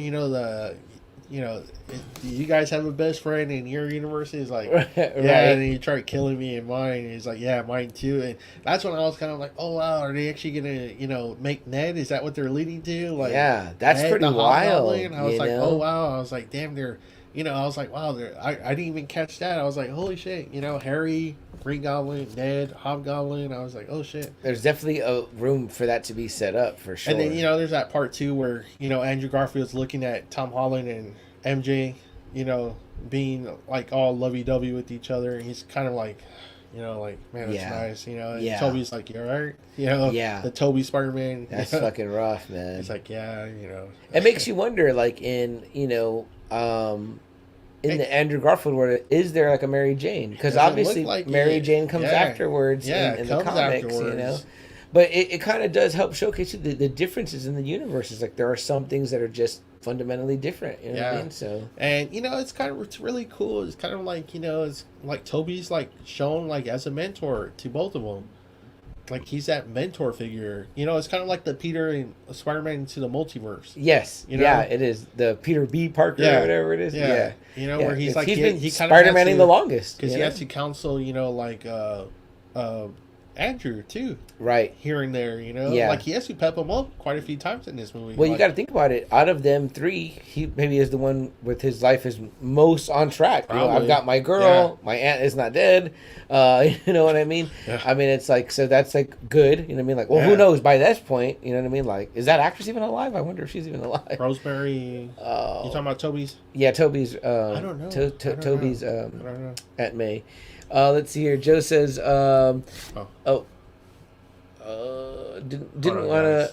Oh shoot! Sorry. Oh, right there. They were perfect together too. Mm-hmm. We get the three Spider-Man meme, which I kind of thought, Yeah, I was kind of they hoping kinda- they were going to do, but when Ned calls like Peter and they all turn to each other, I Yeah, thought that might they're have been gonna the like point at moment. each other. Yeah, that classic meme is great. Rizzo back in the house, he said, Dunst didn't want to fix her teeth. Well, now you see the movies in HD and you're like, ew, Yeah, probably should have. I didn't know she had bad teeth. I never looked at her she teeth. just has like little teeth. Maybe or they whatever. would have called her back. I don't know, Riz. I never have been a Kirsten Dunst Me fan neither. or whatever. I haven't I either. don't think she's a great actress, and I mean, for even being a Hollywood chick, I've never been like, ooh, you know what I mean? Like, some people were like, oh, you'd still sleep with her, and I'm like, I don't know. I mean, like, I'm not saying I'm no prize pig, you know what I mean? But there's It's not just something that. about her. It's It's just, just you like, know, I've never been happy with the MJ portrayals with Zendaya or her. I've never been happy with the MJ yeah, portrayals. I agree. I mean, like, to me, like, MJ was like fun and like She was the life of the spunky and like party. upbeat, the life of the Yes. party, yeah. And then too, you know, like kind of voluptuous, you know what I mean? Like, you know, she's an actress and a model. It's like, you know, Which they never really showed. they have Kirsten anyone. Dunst being an actress, but it's just like, I don't know, she's just always like a downer. Like, she just sucks. She Yeah. sucks. I'm glad they didn't bring her back. You know, so One of Peter's best things is always his brains. absolutely agree with that. Rizzo says, you know, I'm a bit of a scientist myself. I love that. Love that. That was so great. They brought that line back. Yeah. Joe says he figures out how to top his villains with some prep time, just like the best superhero. Let me tell you something. I'm going to bring this up right now, Joe, while we have you and Rizzo here and Double A. They could never do a movie with three Batmen because they would fucking kill each other. It was like they would never. One would never trust one another would never trust each other. And I know we're going to get a movie soon. Wait, no, are we getting a movie with multiple Batman? No, we're just getting. We're getting movies with different Batman. with their Batman. Yeah. But there could never be a movie with more than one Like Batman. Flashpoint is supposed to have Keaton, then the Batman with Robert Pattinson, Right. And then I think Ben Affleck But is we're- supposed to do Yeah, one more. but we're not gonna get like Batfleck No. and Keaton in the same No. one, right? And there's a reason why. Is because they're the most untrusting people. And you know, this movie did a great job too. Like, number one, does it not only literally showcase some of Spider-Man's greatest villains, but then they have that discussion. Yeah. Like but it just goes to show that Spider-Man has one of the most eclectic rogues galleries As we've talked as about. we've discussed. We You know what I talked mean? about it in our rogue galleries episode. Yeah, Batman's got a great rogues gallery too. I mean, we're not going to deny that. You know what I mean? But three Batman, it would never happen. They would never trust that they were the same person. They wouldn't believe it. Whereas these guys kind of like, it shows a little bit of who Peter Parker is. He has a much greater heart. Yes. You know what I mean? In my opinion.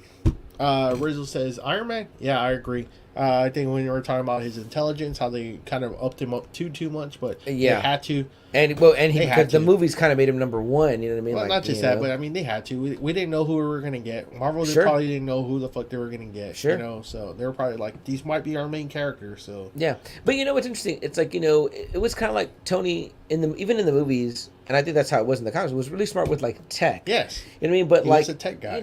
it wasn't like he could make. and he had some brains. He did have He some did have some brains. but he was never like a chemist, like where he can figure something out just by reading it. Okay, he was a like he invented time travel just in one night. Like, come on, right? now, Yeah, like space time continuum. Yeah, right. Agreed. Like, that's definitely a Reed Richards vibe right there, Yeah. hardcore. Because that's what I'm saying. Like, not everybody can make web fluid or whatever. No. You know what I mean? Like, there's certain aspects of science that kind of like how he does tell Peter if he made that himself, the webbing.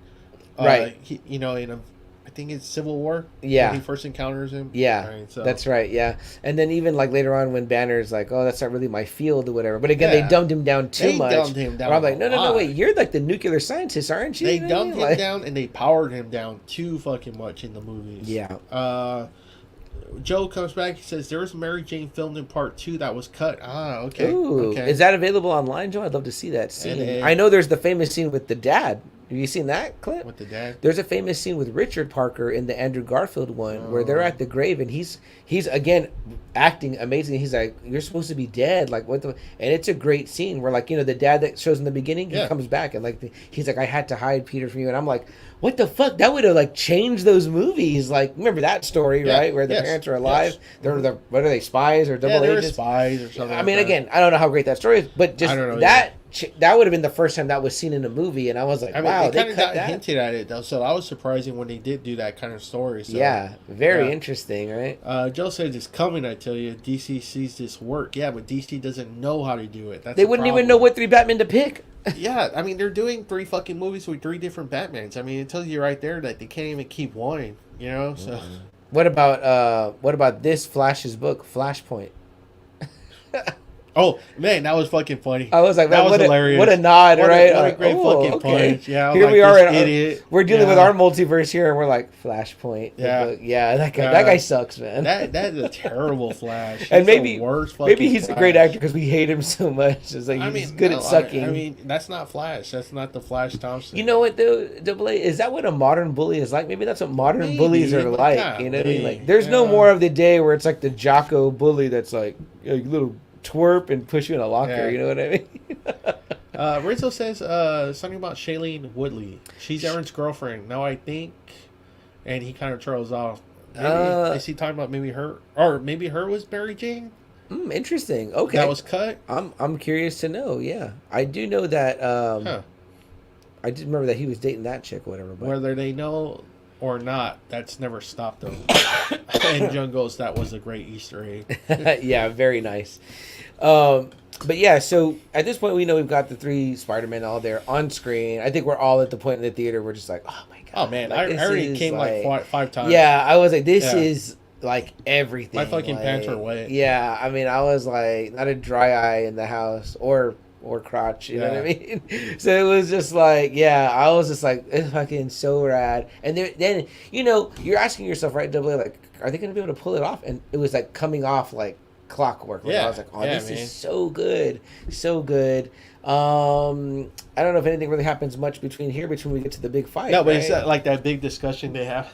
Yeah, which is great. It's like everything you wanted. Like you want to just, and that's why I tell him like when he has to pep up like Andrew Garfield, it's like, no, you're amazing. Yeah, it's almost like all the criticisms that he had. Yes, I love. It was like they were bringing it back. You're great. You're amazing. Give me a 90-minute movie of these 3 just hanging out, eating pizza. You know what I mean? Toby with his just back, talking. That was like a callback to part 2. Yeah, when he lands on the car. It's like, oh, my back. Yeah. And he's all like, you want me to pop your back? He's like, all right. Okay. Go like this. And then he's like, I always wanted brothers, you know what I mean? Like, that's what brothers do for each other, right? I also love, too, like, well, do you ever run out of webs? And he's like, I have run out of webs. And he's like, oh, how does that work, It's just like awesome. Like, that's how 3 Spider-Man that was would really act. cool, yeah. It's supposed to be like the same dude, but it's like they're so curious about each other. Yeah. It was great. I mean, like, I was like, wow, this is like totally paying off. And then you're like, okay, how is this fight going to be? I mean, that scene was just great. It was just fucking funny. Awesome. About when they first land and you see each Spider-Man land. And their poses. And their pose. Man. I was like, damn, this is fucking... I never thought I wanted or needed a movie with 3 Spider-Man, but I did, and it was amazing and spectacular. So there's that. I love how they go in the first first but go. You know what? I like how they lose because they're so used to being solo. Solo, yeah. Except Tom. But even him, he's trying to like coordinate, and they're just like, what? Which one are you talking to? Where's the cure for the Goblin one? It's like they're just like fucking up with each other real bad. Yeah. And they're not when used they have to to huddle. teamwork. Then you get back in the huddle, and he's like, I was on the Avengers. Oh, that's cool. Who are they? Yeah, what's that? Yeah, man, all those great moments. So that was kind of cool too, because it showed it was like, okay, the Avengers don't exist in Toby's, right? Because you know how everyone's always like, well, Spider-Man's in New York, and Fantastic Four's in New York, and Daredevil's in New York. How come they're not? How come they don't all get together? And it just shows too, right? Like how those movies, everything was messed up back then, and there was no opportunities to even make a mention of like a Daredevil or a Punisher. And here you have, these two guys that were, great Spider-Man, in their own respective movies, right? But they could never, even though there was like a Daredevil movie at the time, and there was Punisher movies, because they belong in so many fucking different companies. Yeah. And it just shows how great it is now that everything is back under one roof and that you can have those kind of conversations.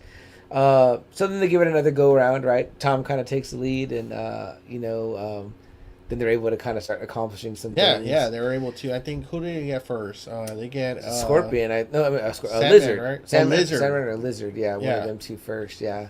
Then of course Doc Ock helps. Doc Ock helps them. With Electro, right? Which is and cool. They have a really funny conversation too when he's powered down. Remember him and Andrew Garfield? Yes. When he takes off his mask, he's like, man, I always thought you're poor. Black, because you're from Queens and you help out poor people. Yeah, that's it's like great. There has to be a black one of you. Yeah, that was awesome. And people fucking clapped and laughed after he said that because obviously, and everyone I heard people say like Miles. I heard a few people in the theater say Miles. Yeah, so I was like, man, that's funny too. I bet Bendis was smiling if he saw that. Oh, I'm sure, man. What a great moment for that. And then like also too setting up further, right? You can set up a little bit like when are we going to get that? See that, Yeah, I mean, happen. It's really awesome. Yeah. Let's see. Amazing Spider-Man. Joe said. What are we saying here? Sorry, we're going back up in some of our comments here. Yes, when Joe's mentions when they talked about their villains, I love that. Like, I fought like a gooey black guy, and then I fought a giant rhino, and he's like, man, I'm the lamest here. And it's like, I was like, no, I agreed with them. I was like, no, you weren't. Yeah. Let's see who Joe says he doesn't see being a future villain. The Flash guy. Yeah, no, definitely not. No, hell no. To make the Spider-Man, they needed to say Spectacular Spider-Man. I agree. I've always loved that. And then the other book was Web of Spider-Man. Remember that one? Yeah. Let's see. What did I miss there? Does that come out in any other part of the Spectacular Spider-Man thing? I don't know if that comes out anywhere else. I want the three no, he's saying, does that come out of any other part of you with the webs? Oh, right, yeah, that part. Yeah, definitely. And he says, I want that 3 Spidey movie series. Absolutely, man. I'm all there for that. You make that somewhere. You know what I mean? We could definitely use another one. Is that like a band? The Avengers, right? Yeah. Chelsea says, oh, man, I love how Daredevil showed up. And if there was, it connects to the Hawkeye series with Fisk, obviously, that's the big reveal. Spoilers for Hawkeye. People are like, what? You didn't say that. Yeah. But yeah, great pull, Chelsea. Obviously, that was last week's reveal. And then they pretty much, Disney's been posting it themselves, showing the feet walking with the purple pants. Yeah. I love that. So, you obviously know that's definitely happening. Which I'm sure Vincent D'Onofrio was like fucking thrilled about because I know he had been making, comments throughout the whole year that, I really would like to play Kingpin again. I've enjoyed his Kingpin. It's just I would have liked him a little bit more buffer. Yeah. Kingpin's supposed to be like Michael Clark Duncan. That's why I liked him because he was just fucking all muscle. Definitely, big guy but muscle. What you saw? Did you get to see him in the Daredevil series? His Kingpin. Did you watch that? Yes. Yeah. I thought he did a great job. He's great. He's showing the physicality. He's great. For his size, he's wonderful. Like I said, I like when Michael Clark Duncan takes off his clothes though. And he's a buff guy. He's like, oh fuck. It reminds you of those old issues where you see Fisk without his that's jacket. What Fisk is supposed to be. But definitely true, man, for sure. Joseph fucking Garfield catching MJ was the best. Totally. That moment in the theater. That is the part where my fucking wife started crying. Yeah. She was just like in tears, because it's just like everyone's. I mean, and everyone clapped too when she fell, and then he's the one that dove. everyone fucking started clapping. Yeah, because you see Tom get knocked out. He's on his way, but he gets knocked out of the way, and then you're like, oh man. And I think a lot of us kind of had a hold breath moment, like, oh man, is he going to lose MJ too? Like, fuck, you know what I mean? And then it's like that moment was just like, everyone clapped when he dove, and then and then you see his face, and you're just like, man, my wife teared up. Yeah, she teared up bad. Redemption right there. I was like, man, what a great acting piece, though, right? That he can show that much emotion, where everyone knew what he was saying without saying it, and just the move, you know what I mean? Like, don't do what you did before. You know what I mean? Like, you gotta get there. I mean, that was a very, very perfect moment in that movie. I mean, that was probably my wife's favorite part. And she teared up just like you guys did. Yeah, great comment, Joe. Love that.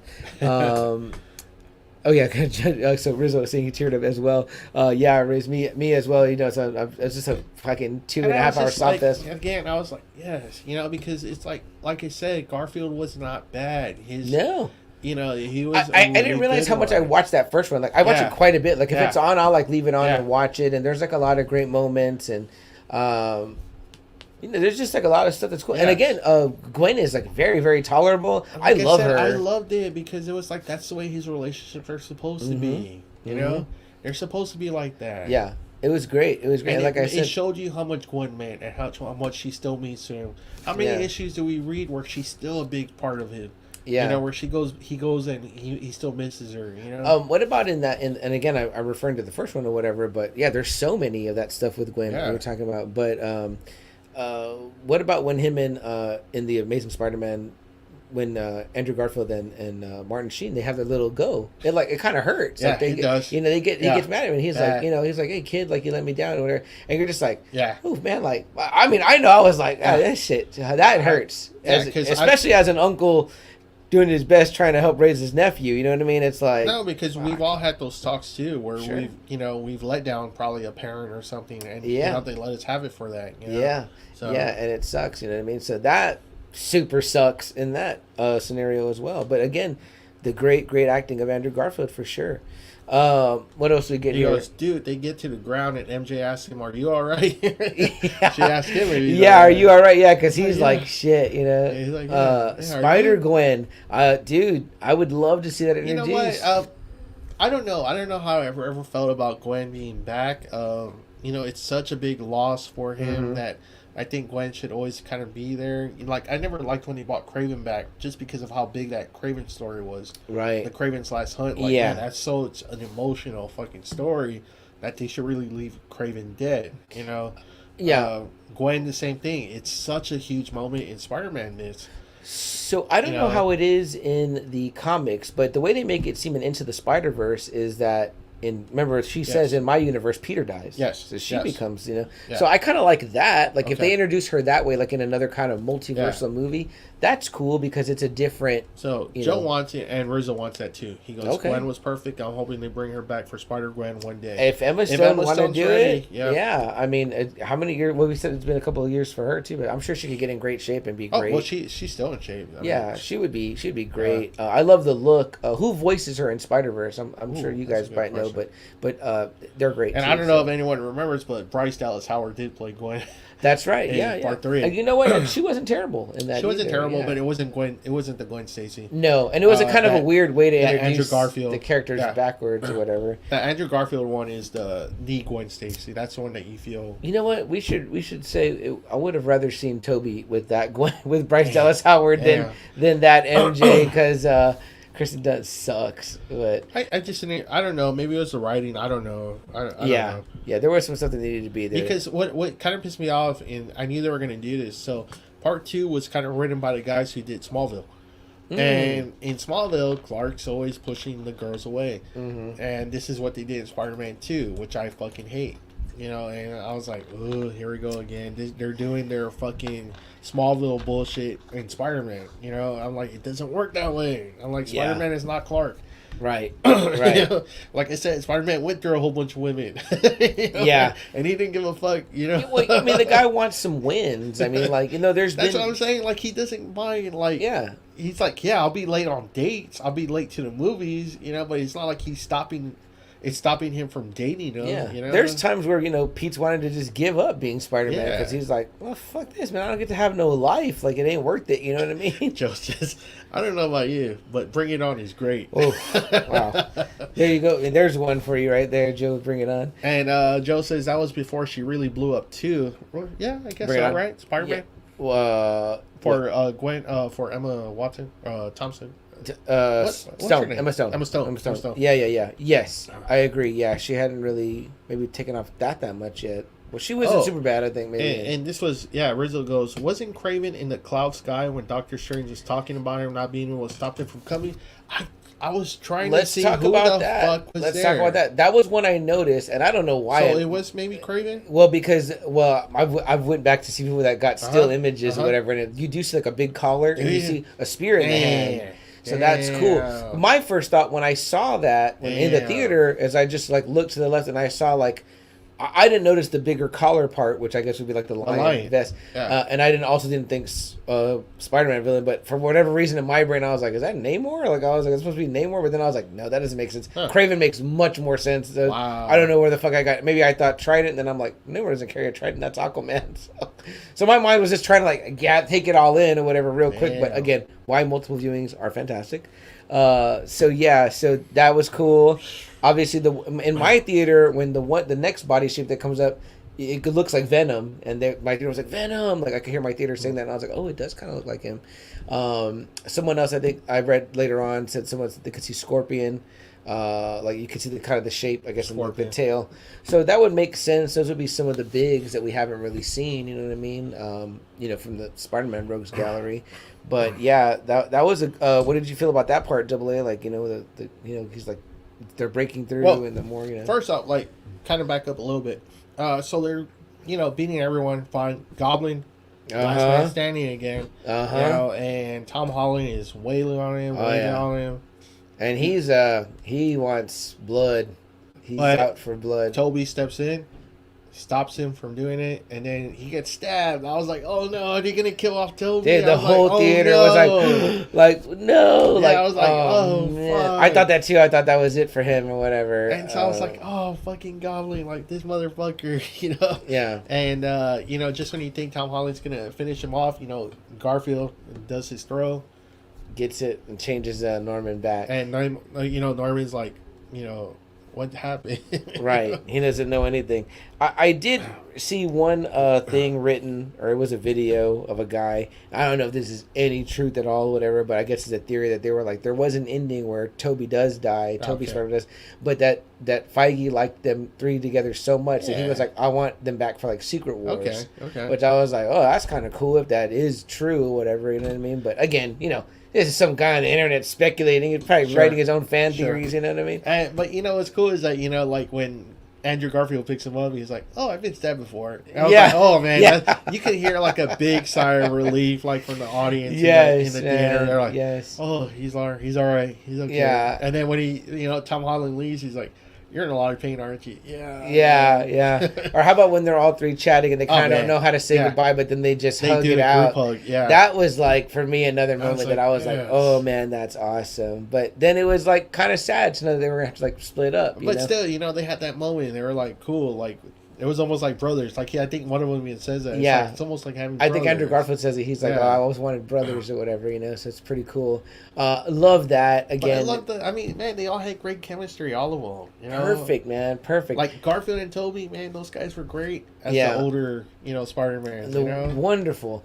I did see someone say they were like, the movie was great, but this is how I would have ended it. And they supercut the three Spider-Man swinging through the cities, like, that would have been cool. I was like, that's pretty cool if they would have showed up. Like, they each get back to their world and they were still doing their thing. Yeah. I was like, okay, clever, YouTuber or TikToker, whoever put that up. I do dig that or whatever. But, man, let's get there. Double A to that. So, on our way there, though, we've got to stop by the fact that, he tells Strange, change the spell like this. The Captain America shield apparently was going to go up on the Statue of Liberty, and I was like, what? Okay. but it falls down, obviously. Yeah. So. Yeah. But then he tells Strange, well, what if you make him forget me? And he's like, yeah, that would work. And he's like, oh, all right. Yeah. And then he has the moment with MJ, and she's like, tell me when you find me again. Pretty tragic, right? It is. To make everyone, to make you erased from everyone that But again, maybe he also felt like, well, my Aunt May is gone, and then the other two people that I really care about are right so here. That guilt now that the other two have always been carrying, now he's going to be carrying with him the rest of his life. Absolutely. May dying because, instead of just sending them back, like Strange had said, they caused her death. They caused so much destruction. They caused everyone to forget about her. So Strange cast that spell. It seems to work. Since they all didn't know that Peter Parker was Spider-Man, so now nobody knows Peter Parker, period. So that's it. Like, you hear Jay Jonah, he hears like a broadcast from Jameson, saying that, Spider-Man's a menace, and he should unmask himself. Yeah. Yeah, so no one knows. So, you kind of like that resolution for him, but in a way you're just like, man, well, now he's truly alone in the world. And then we find out his MJ is like, what, Michelle Jones? It's not Michelle Jones, it's not Mary Jane. Yeah. So I wonder why. Yeah, and then she says several times, like, I don't own the Watson part. I don't go by Watson. I go by Jones or whatever. She says that a couple times. What do you think about that? That's kind of interesting, right? I wonder why, Yeah, but I mean, it's... Everything has always been off, though, with this one. I mean, there's no Uncle Ben. No. Ned being Ned the is best his friend. Right. Which is interesting, too, instead of, the Harry Osborn. But then again, I think that maybe they were kind of trying to, like, play with it a little bit, because, like, okay, the other stuff had been done so much, So, let's get through a few comments here. Let's see. Riz says... Joe says he's a pimp like Bats. Okay. And then Rizzo says, because we know Morbius is coming. Morbius probably pimps Bats, too. Can't wait. Joe says Neymar might be in Black Panther. That's what they're... That's what everyone's hinting at. Yeah, I'm okay with that. I could be done with that. Get Namor over there. Rizzo says when he got stabbed, it felt like when Tony got shanked in Infinity War. Everyone gasped.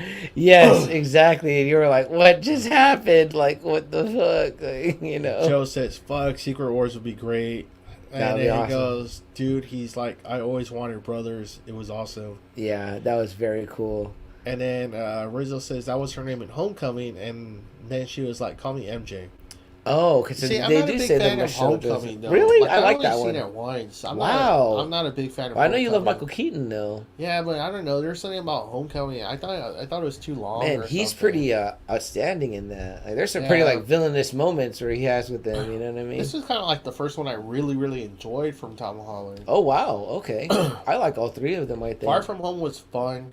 I think I own all three too. Yeah, I don't even have one. Wow. Yeah. I mean, like, I don't go back to them that much, but I could pop one in any time. You know what I mean? So, like, and be like, oh, okay, this is awesome. Yeah. So they kind of say their goodbyes. Obviously, Pete does go look for them or whatever, and he sees that they're not. They're doing okay. I saw a video where they pointed out the fact that she's still wearing the necklace, though, the broken necklace. So that's an interesting aspect. But obviously, he sees the bandage and doesn't want MJ to get hurt, harm to come to her, and so he chooses not to reveal himself to her and Ned. How would that even go, though? You know what I mean? Like, well, no, I was your friend, but your mind was erased, or just trying to start the friendship over. Like, that's crazy. You know what I mean? So Pete just chooses to walk out. And then we kind of see him moving into an apartment, right? Yeah, man, the classic apartment. I was like, oh, finally, here it comes. Poor Peter Parker is always in some shack or apartment. Yeah. But what do you see there, right? Doing on the sewing machine, The costume, man. I was like, whoa. And his Emperor Palpatine. Yeah, the Palpatine. I was like, what the hell? So that's pretty cool. I was like, they had to grow in Star Wars. But they said they showed that one in one of the earlier movies. That's like I'm pretty sure. First Lego they showed them with. So that's pretty cool. But with that costume, what did you feel about that? The way you kind of see it on there, you're like, oh, it looks with that. More classic. And then when you see him, and they didn't give us a great shot of him in it, right? Just him swinging. Yeah. But I mean, I was like, damn. And then the snow coming down. And that might be like the first time we see him swinging in snow. Yeah. And I was like, oh, wow, they really went with like the classic look and colors. And I thought that was really super. I was like, man, that is... What a way to end it, you know what I mean? Fucking fantastic. What do you think of the Hogan scene, too? Happy.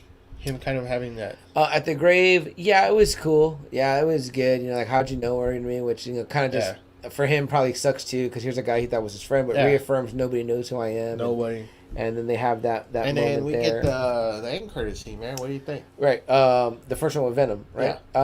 Yeah, I mean, in a way where he, like, disappears, I kind of thought, I was like, well, what, that was like whack, because I thought so too. You just washed out the other one, but the leave behind of the symbiote is neat. I was like, oh shit, okay, so they're still gonna do that. Yeah, because you could definitely get, because I think the Venom that a lot of people have wanted to see is like with the spider, and we haven't gotten that.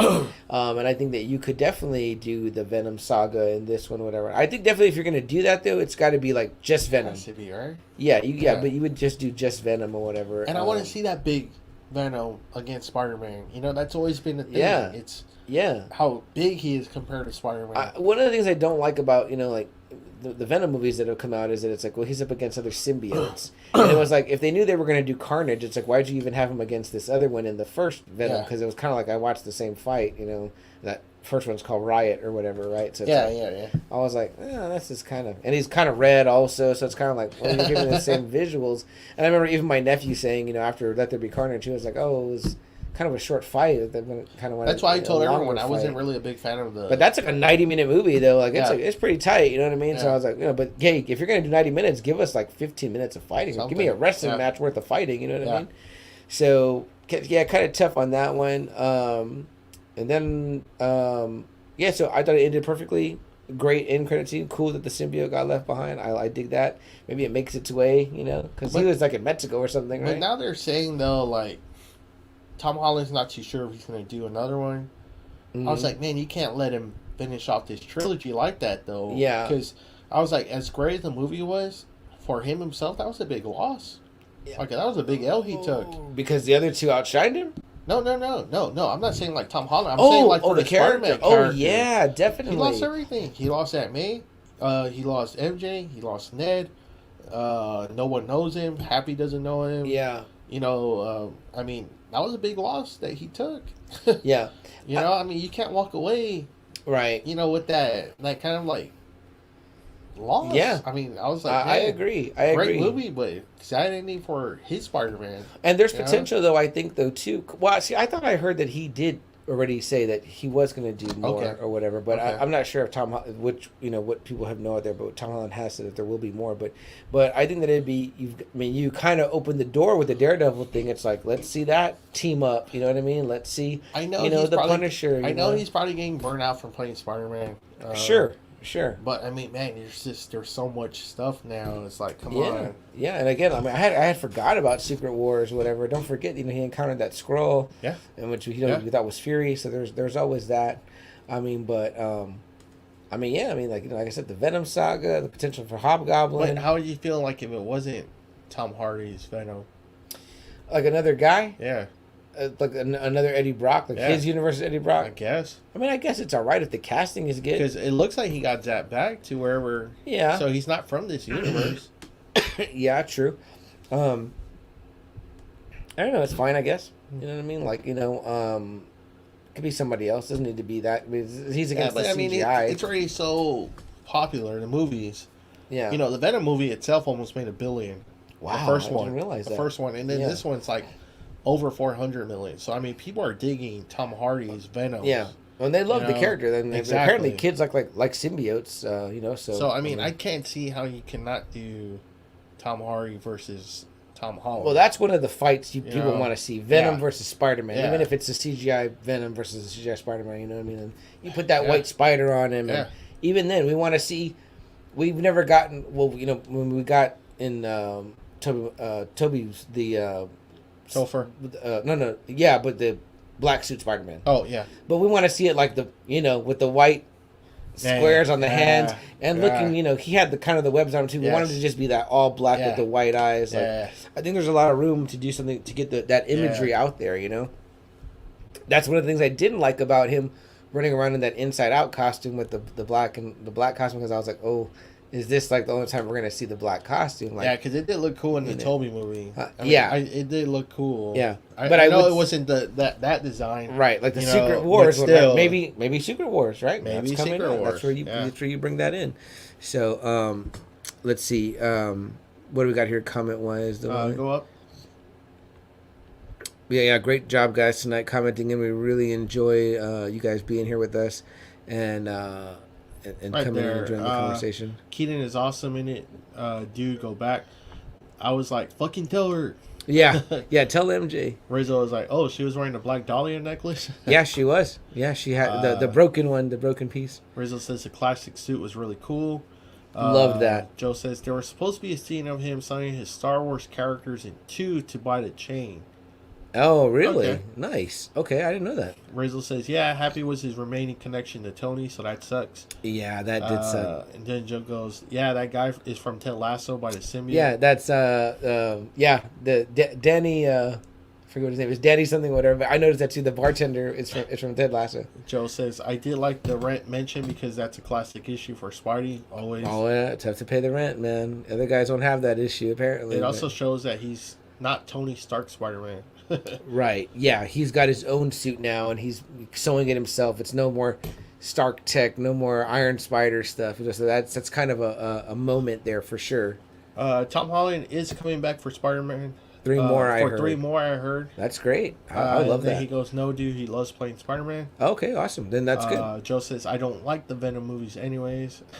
And Rizzo says, "Go down." Riz says, sorry about that. Yeah, I don't like the current Venom look. I honestly don't like that Venom at all. His voice, the goofiness, no thanks. I actually do like the look. Now, I don't like, we said it earlier, I don't like the Eddie Brock character. Yeah. But I do love the way he looks, though. He is big. Yeah. You know, the Venom, a big Venom. Even Todd McFarlane was like really happy with the look too. He was like, "This is what my Venom was supposed to be, not Spider-Man 3." Now, the thing though that I remember is that like Eddie Brock was a big buff guy, like a bodybuilder, almost guy. like Brock Lesnar. Yeah. So when the suit got on him, he was a bigger guy, and it was like he was fighting like a skinny guy. Yeah. So that's why there was a contrast. Now in this one, it's like Tom Holland, they don't really focus on that or whatever. I mean, not Tom Holland, Tom Hardy. They don't really focus on that or whatever. No. But he gets big when he's got the suit on. You know what I mean? When the symbiote's on him, which is cool too, whatever. You know. But yeah, I want to see that fighting contrast as well. Yeah. You know what I mean? So, but yeah, good stuff, guys. I appreciate all that. There's a comment here, but I'm not really sure if I understand this comment from. It's a YouTube one. Is it a YouTube? Yeah. Okay. Well, we appreciate you being here.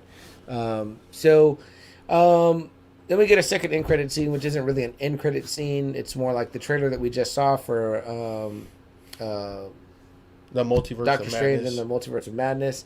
So it was pretty much if you went, you got to see the full trailer first there. So obviously Wanda prominent in that trailer, and that was very cool. But really no tie-in to this particular movie. So really just one end credit scene, and then they put a trailer at the end, which I think has happened in a couple of other movies where there's no real second. It's just like a setup for something else. So that's going to be awesome.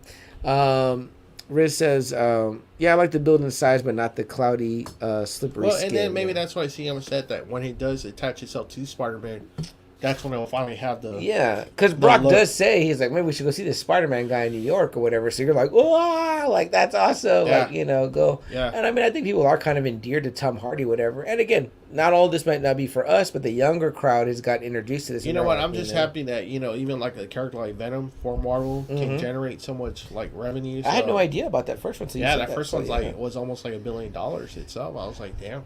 Yeah.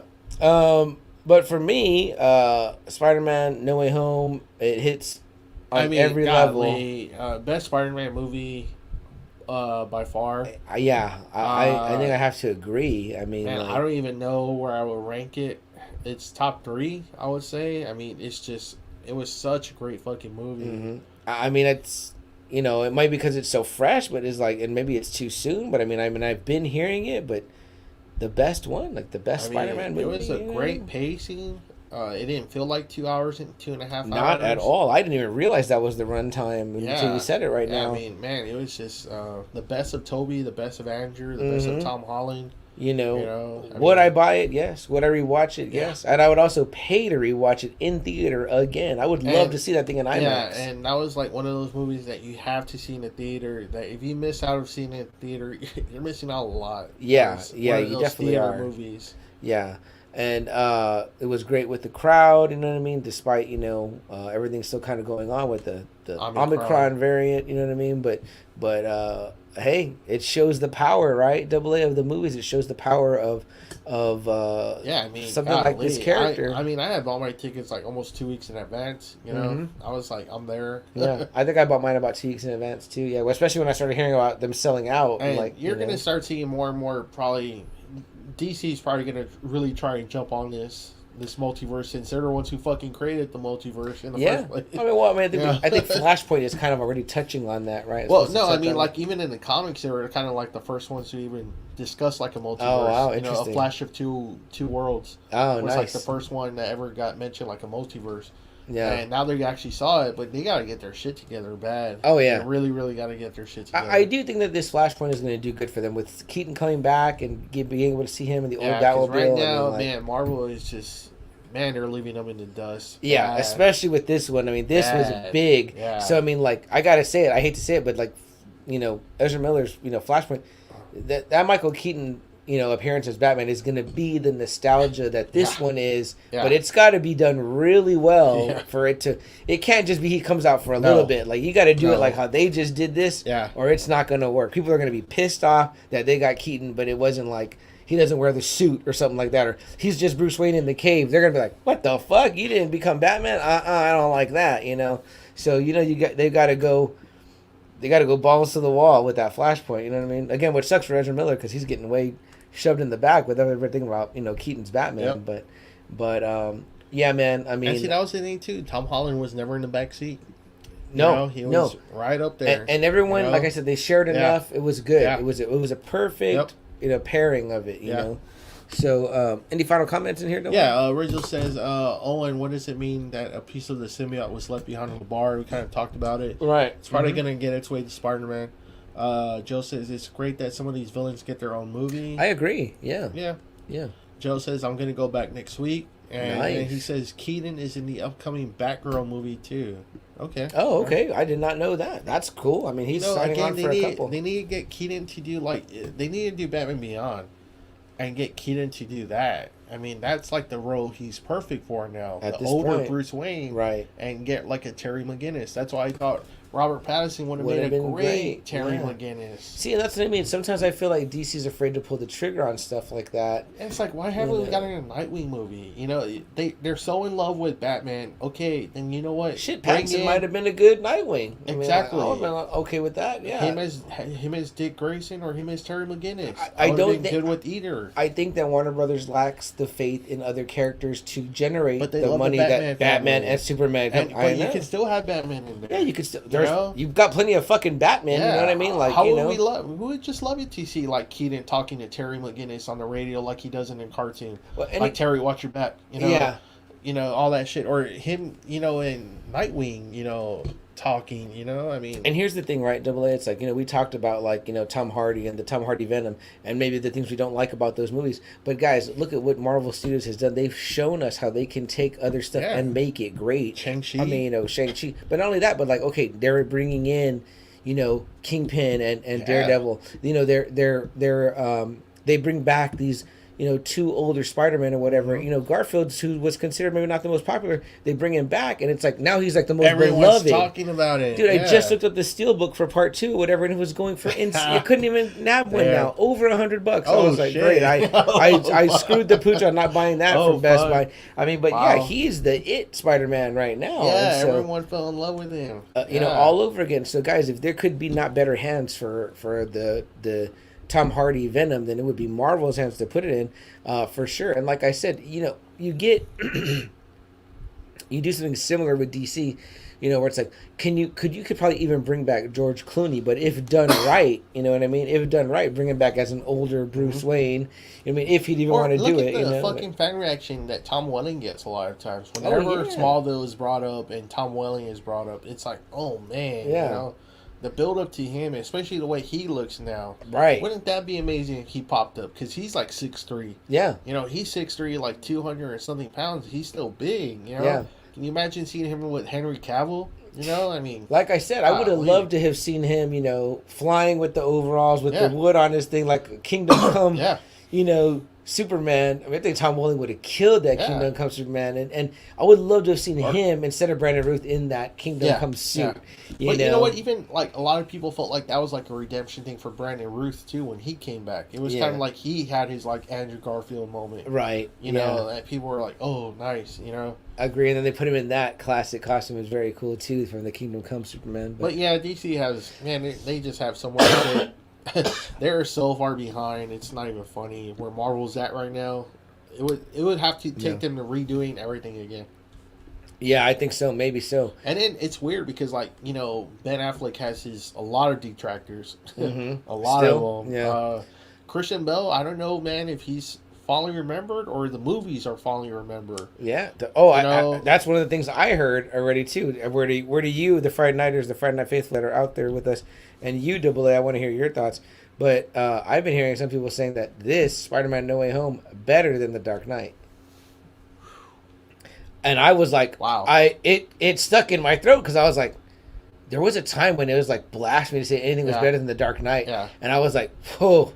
I mean, this is pretty fucking up there. Because I always said, like, if you take off the costumes and you still have that plot, that's a great fucking crime movie. Right. You know? Yeah. I mean, But I don't know what that's saying about it as a movie. It's still a great crime movie, yes, but I mean... but I'm saying, like, if you took out the comic book elements... Yes. You know, that's like Heat, almost. Right, yeah. And that's great. That is great, you know what I mean? You know, but I mean, honestly, you can't do that at this movie. I mean, honestly, when I came out with this one, I was like, wow. I mean, I was already thinking it was my favorite Marvel movie.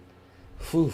And I was thinking, okay, I don't want to say it because it's just fresh. Yeah. Maybe I'm just thinking that because I've always said my favorite Marvel movie, or I always thought the best Marvel movie to me was Winter Soldier.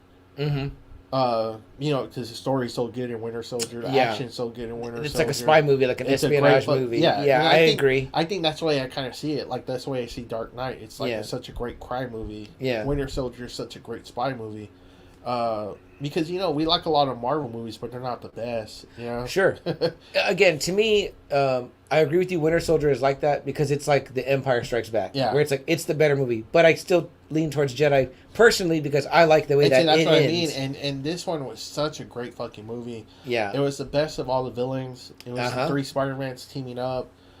They all have their own distinct personalities. That was great too. Yeah, you know, they shared the love. It wasn't it was great screen time. No one really buried the other. You know, no one really outshone the other. Even though everyone's like, you know, Andrew Garfield probably stole the show for a lot of people. You know, but I mean, for me, I thought all three of them were just really great, equal time. Well, I feel like the filmmakers wanted to put emphasis on saying, like, hey, you were a great Spider-Man. Yeah. I mean, they go as far as to say it like that. And then to give him that moment with MJ is like, wow, like what redemption or whatever, you know. But again, you don't feel like anything's taken away from Toby or from because the emotion's almost there, like the way it was in Endgame. You know, like man, there was so much fucking emotion in Endgame. Yeah, and you can almost feel a lot of that emotion here in this movie too. Right, it was just kind of like, damn, you know. And for me, it's like sometimes I think about it like too, like Endgame is like my favorite. But is it because of that one scene, at the end or whatever, that great scene, But I'm like, there's parts of that movie, like when they do the whole time travel thing where I felt, I was like, what is this, like a recap? Yeah, but see, when I was seeing it though, man, I mean, I was like bursting, like when him and Cap go to the bunker. Yeah. And he sees his dad and he starts talking to his dad and it's kind of like, and then he sees Peggy, it's like, damn, like, these are really like... Or even when Cap fights Cap, it was kind of like, I felt like this is a little bit of lip service right here. When he's like, I can do this all day. He's like, I know. Like, and I'm like, okay, and like the Hulk thing too. The Hulk thing was very like that, where it was almost like they were laughing at themselves like, all right, let me smash. Like, I'm embarrassed about it. And I was like, what? Like when we first saw that in Avengers, we were like, fucking awesome. But so there were like little parts like that in Endgame, but then I felt for the most part though that it was like the end was like the Phantom Menace ending where I was like, this made up for everything. Like anything that came before this is so fucking worth it. Like it was so awesome, you know what I mean? But yeah, I did have that thought that you had. Like when I walked in this, I was like, by far, I think it's the best Spider-Man. Yeah, by far. Because first off, I was never a big fan of Spider-Man 3. No, that one sucks. It had good parts, but I wasn't a big fan of it. Yeah. Amazing Spider-Man 2, no. Yeah. No, that one, That was horrible. I mean, like I think we said earlier with good parts, Joe's. But that Harry sucked. Jamie Foxx. This is the way they should have used Jamie Foxx was in this movie. Yeah. If he was like this in Amazing Spider-Man 2, it probably would have been a lot better. Yeah. Honestly. So the old ranking might have been Spider-Man, Tobey, Spider-Man 2, probably. Then probably Tobey, Spider-Man 1, then Amazing Spider-Man, for me. Yeah. Yeah. And see, then it's hard between Amazing Spider-Man 2 and then Spider-Man 3. It probably would have been Amazing Spider-Man 2. I can go Spider-Man 3 and then Amazing Spider-Man for me. There's some bad stuff in that one. I don't like in that part 3. I mean, the fight scene was good. Yeah. That ending, him and Harry teaming up. And Sandman is good. Yeah. And maybe we need to revisit Amazing Spider-Man 2, maybe. Man, okay. I found a copy, so I did order a copy. So I'm gonna revisit and then get reacquainted with Andrew Garfield. And you should. I'm gonna send you that scene, the Richard Parker scene, just so you can see it. You'll be like, man, they should have left that in. I'm pretty damn sure. Yeah. Let's see what the Friday Nighters got to say here. We still got Chris and Joe hanging out. We appreciate that. Let me see here. Definitely want Batman Beyond with Keaton. Agree. Good job on that. That would just be perfect. Totally. Just says, I want Kara Kelly. That will be awesome. Very Dark Knight with that, right? That's Dark Knight. Joe says Garfield coming back too, possibly. I've been hearing. And then Rizzo says, there's a petition for Garfield to have his chance for a third Spider-Man. Yeah, I saw that. If he wants it, right? Joe says DK still numero uno. Okay.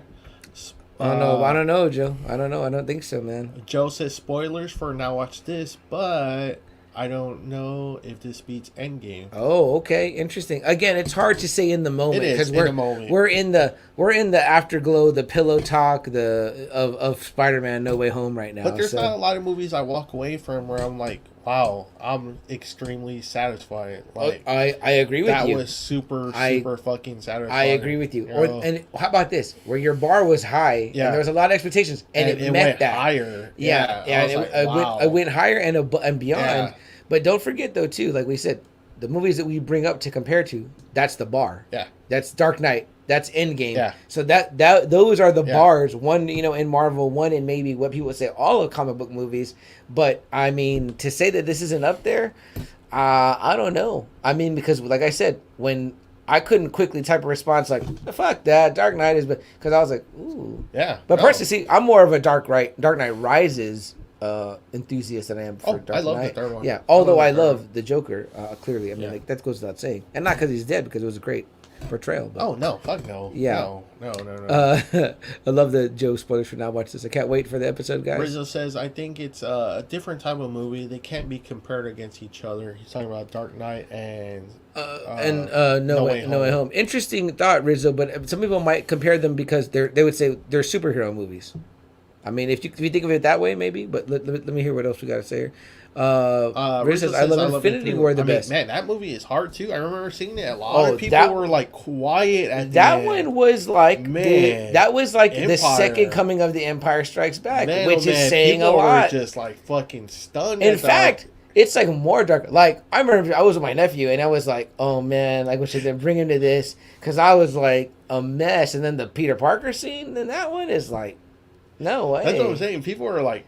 Yeah, he was like Uncle Charlie. They're gonna come back, right? And I was like, I don't have an answer for you. I was like, I hope so. I was like, what the fuck? I was like, Joe says, dude, when Cap stands against the whole army, that great scene where they kind of back up in the camera and you show Cap just like walking. Yeah, it's almost like the Infinity Gauntlet scene where he walks right up to Thanos' face. Yeah, I mean, I love that fight. I love when Cap gets Mjolnir. And you're like, oh shit, like I fucking knew it. You're like Thor. You're like, and right then he says it, then he gets fucking his face kicked, boom, by Thanos. I mean, that fight, and then he's giving him the business too. Like he's not fucking around. He's beating the shit out of Thanos. Yeah. I was like, that's fucking awesome. So see, just to think about it gives me back in my nerd mode. But. Yeah. Joe says, Amazing Spider-Man 2 scene where spoilers, Gwen dies, hurts. Yeah. Mm-hmm. Yeah. Like I said, the movie has some good spots, but man, overall though, I was really disappointed because I was like, they had Jamie Foxx and they blew it. For me, that was like, man, they blew it. And then with Harry, I mean, they made him look like a fucking like creature, like at the end, and they made him look like Brewster from fucking Fright Night. Not Brewster. Not Bruce. Sounds like a stupid name. man. Fright Night. Somebody helped me out with the Fright Night character, the friend. And I wish Roxanne was here right now. Because Brewster's Charlie. That's his name. Right? Charlie and Brewster. And then the friend is it's like a one-word name, like something stupid. Punk or rock or fucking, I don't know. Anyway, fuck. I just saw the fucking movie like over and over. Anyway, he was the Green Goblin to me. I was like, what the fuck? This guy's the Green Goblin. He blows. Justice, this is right up there. Like I said, Spider-Man is Marvel's #1, and this is his best. I mean, and it goes. Well, he definitely reclaimed the spot. He reclaimed it big time. You know, I mean, this is why. Like after I saw it, I was like, this is why when you start off with comics, most people always say Spider-Man is their favorite. Yeah, because his comics are just the most enjoyable. Mm-hmm. You know, I mean, you can get into Spider-Man super quick. And the look, too, I mean, there's something about the look, and there's, like I said, and the way they write him, he's so fun. You know, and it shows in the movies all the time. So yeah, and you can mimic the powers where you get your kid and put him on the ceiling and make him like crawl and stuff. Joe says you and I like Dark Knight Rises because we still cry at the end. You cried at the end of Rises?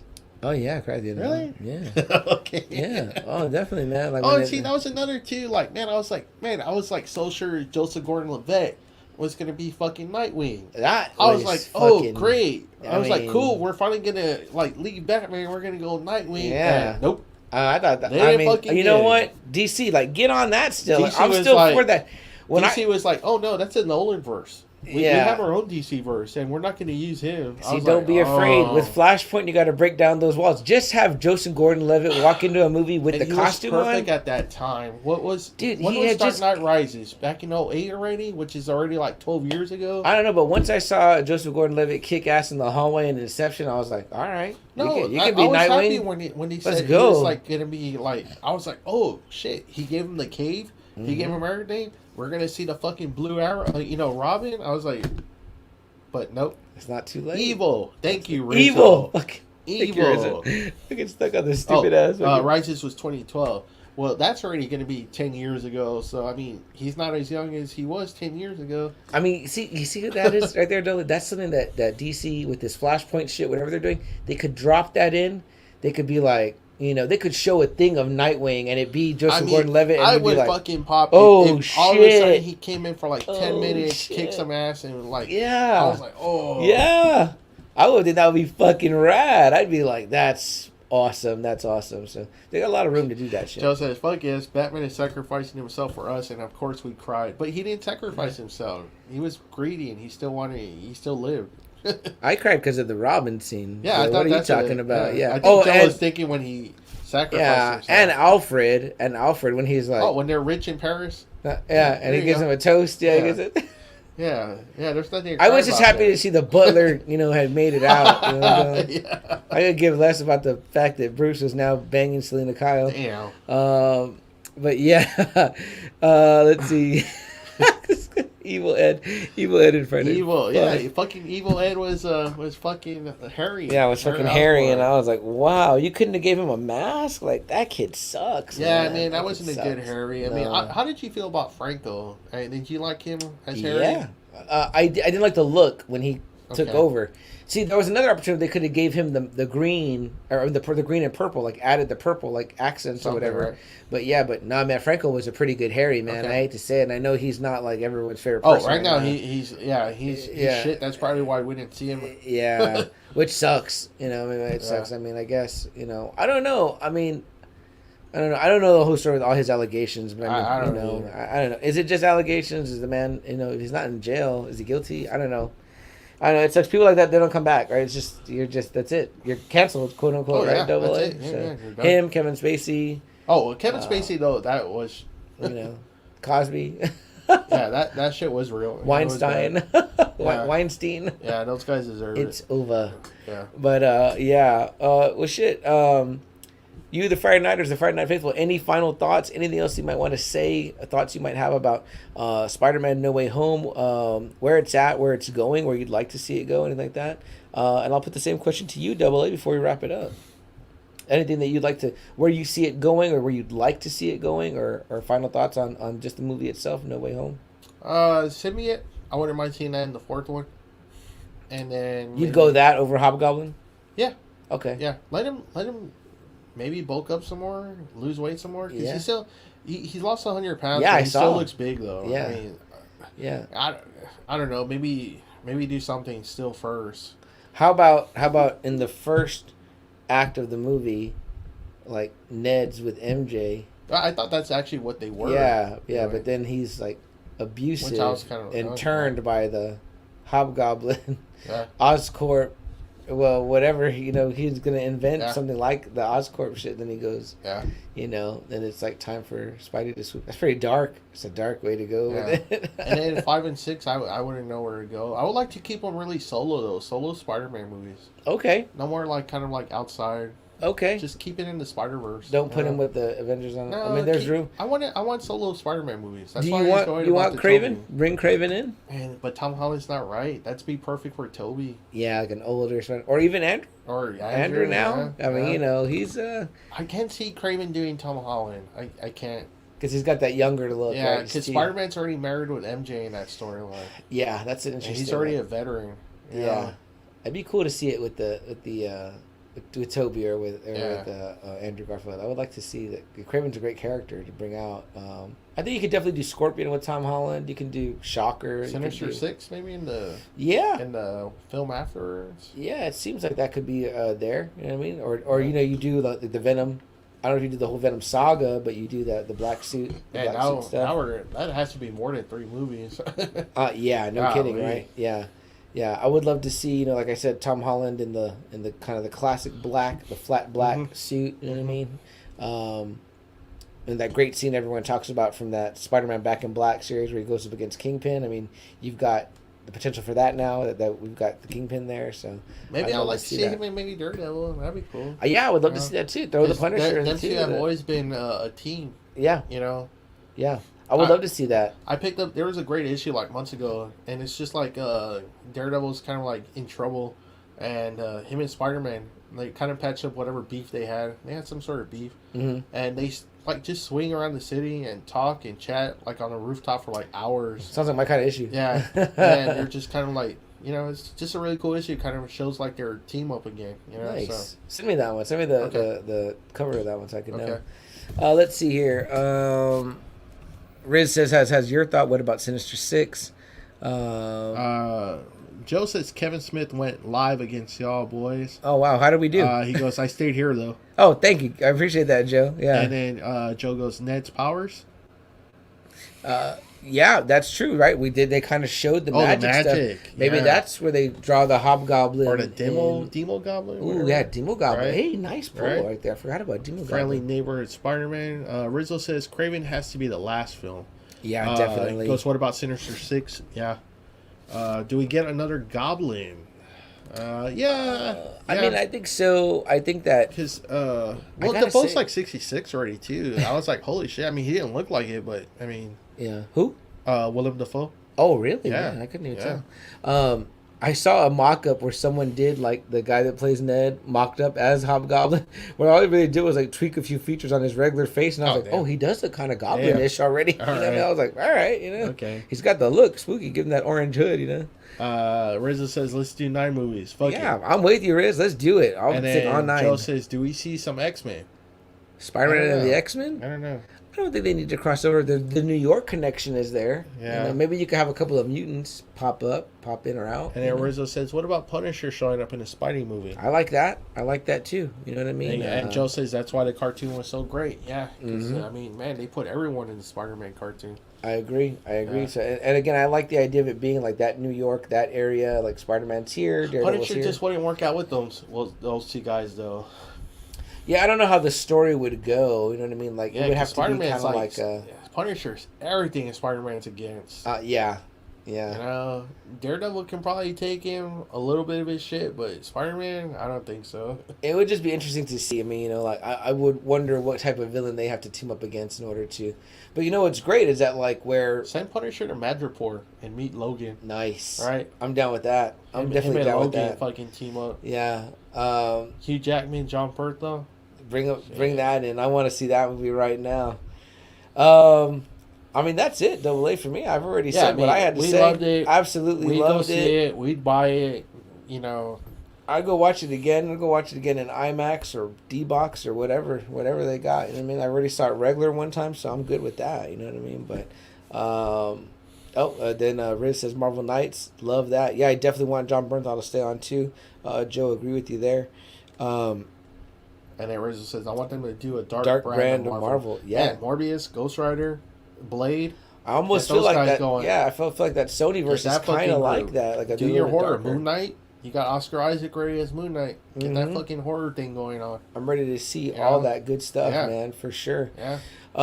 Guys, we already mentioned it. Next week will be Hawkeye. We want to get into it, chop it up with you post Christmas. But and that'll be already a week already, right? Oh yeah, yeah, it'll be a week. Yeah. And let us know if you guys want to hear us talk about the Matrix. Maybe we'll just talk about a little bit in the beginning of the show, whatever. I want to hear your thoughts. I know you'll have watched it by then. Yeah. So, yeah, but guys, this is our last show before the big day is coming up. The big man in the red suit's coming. I hope you got your kids, nieces, nephews, whatever they needed. I hope you got all that taken care of. Guys, be safe out there. It's getting bad out there again. It's almost, people are saying it's March 2020 all over again. Oh, scary. That's a scary time. New York's already shutting down some areas. Yeah, I heard about the Broadway shows. I heard SNL almost got shut down. Yeah, so please be careful. Please wear your mask. Please get a booster. I gotta go get my booster. I'm gonna go get anything that can help you fight off whatever crap's going on, and have a great Merry Christmas. You know? Yeah. I hope you guys, if you're off, enjoy your days off. Don't stress too much about family. You know, just be happy. Put your legs on the couch. Watch your favorite Christmas movies. You know. Make it a time for enjoying one another, appreciating one another, loving one another. Put some cookies out for the man in red, for your kiddos, for the things that you didn't get them, that Santa can bring them, if they've been good. Joe says Merry Christmas, fellas. Stay safe. Same to you, Joe. You and your family. Riz says Merry Christmas to Christmas. Joe and to us. And so Merry Christmas to you also, Riz, to you and your family as well. But yeah, I second AA sentiments here. Make it a great Christmas, man. Stay safe. Enjoy one another. And we're not going to tell you Happy New Year because we'll see you before then. We'll see. But yeah, Merry Christmas. And something we like to say at the end of every show, guys, is that if there's something that you want to do, something that you want to accomplish, a hope, a dream, seize the day. Today is the day to make that dream for yourself happen. I guess much like Kevin Feige had the dream of having 3 Spider-Man in one movie, and he made that shit happen, and it was absolutely stellar. And the other thing is that do whatever it takes. Cap says that, in Endgame, when they go back, they got to do whatever it takes. And again, if you thought that Marvel was taking a pump in the brakes, they certainly are not. They're full steam ahead and doing whatever it takes to continue making the Marvel Universe absolutely fantastic. We're super happy for the redemption of Andrew Garfield, which was maybe unwarranted, but I mean, here he is now, and he's kicking butt, so we appreciate that. We can't wait to see it again. Spider-Man: No Way Home. Joe also says, you read my Snyderverse comment. Hey guys, I'm gonna leave with this. Snyderverse is still my jam. So. Okay, fine, fair enough. All right, well, we could take a mention of that there, Joe. I don't know where that ranks in the lexicon of comic book movies. That'd be a great episode to cover, though. Overall, take off the first hour. It'll be all right. Yeah, a little tightening up. Yeah. You know what I mean? Nothing wrong with that. But guys, for myself, CM Chuck. AA. Merry Christmas, everyone. Merry Christmas. This has been Just Another Friday Night. Good night.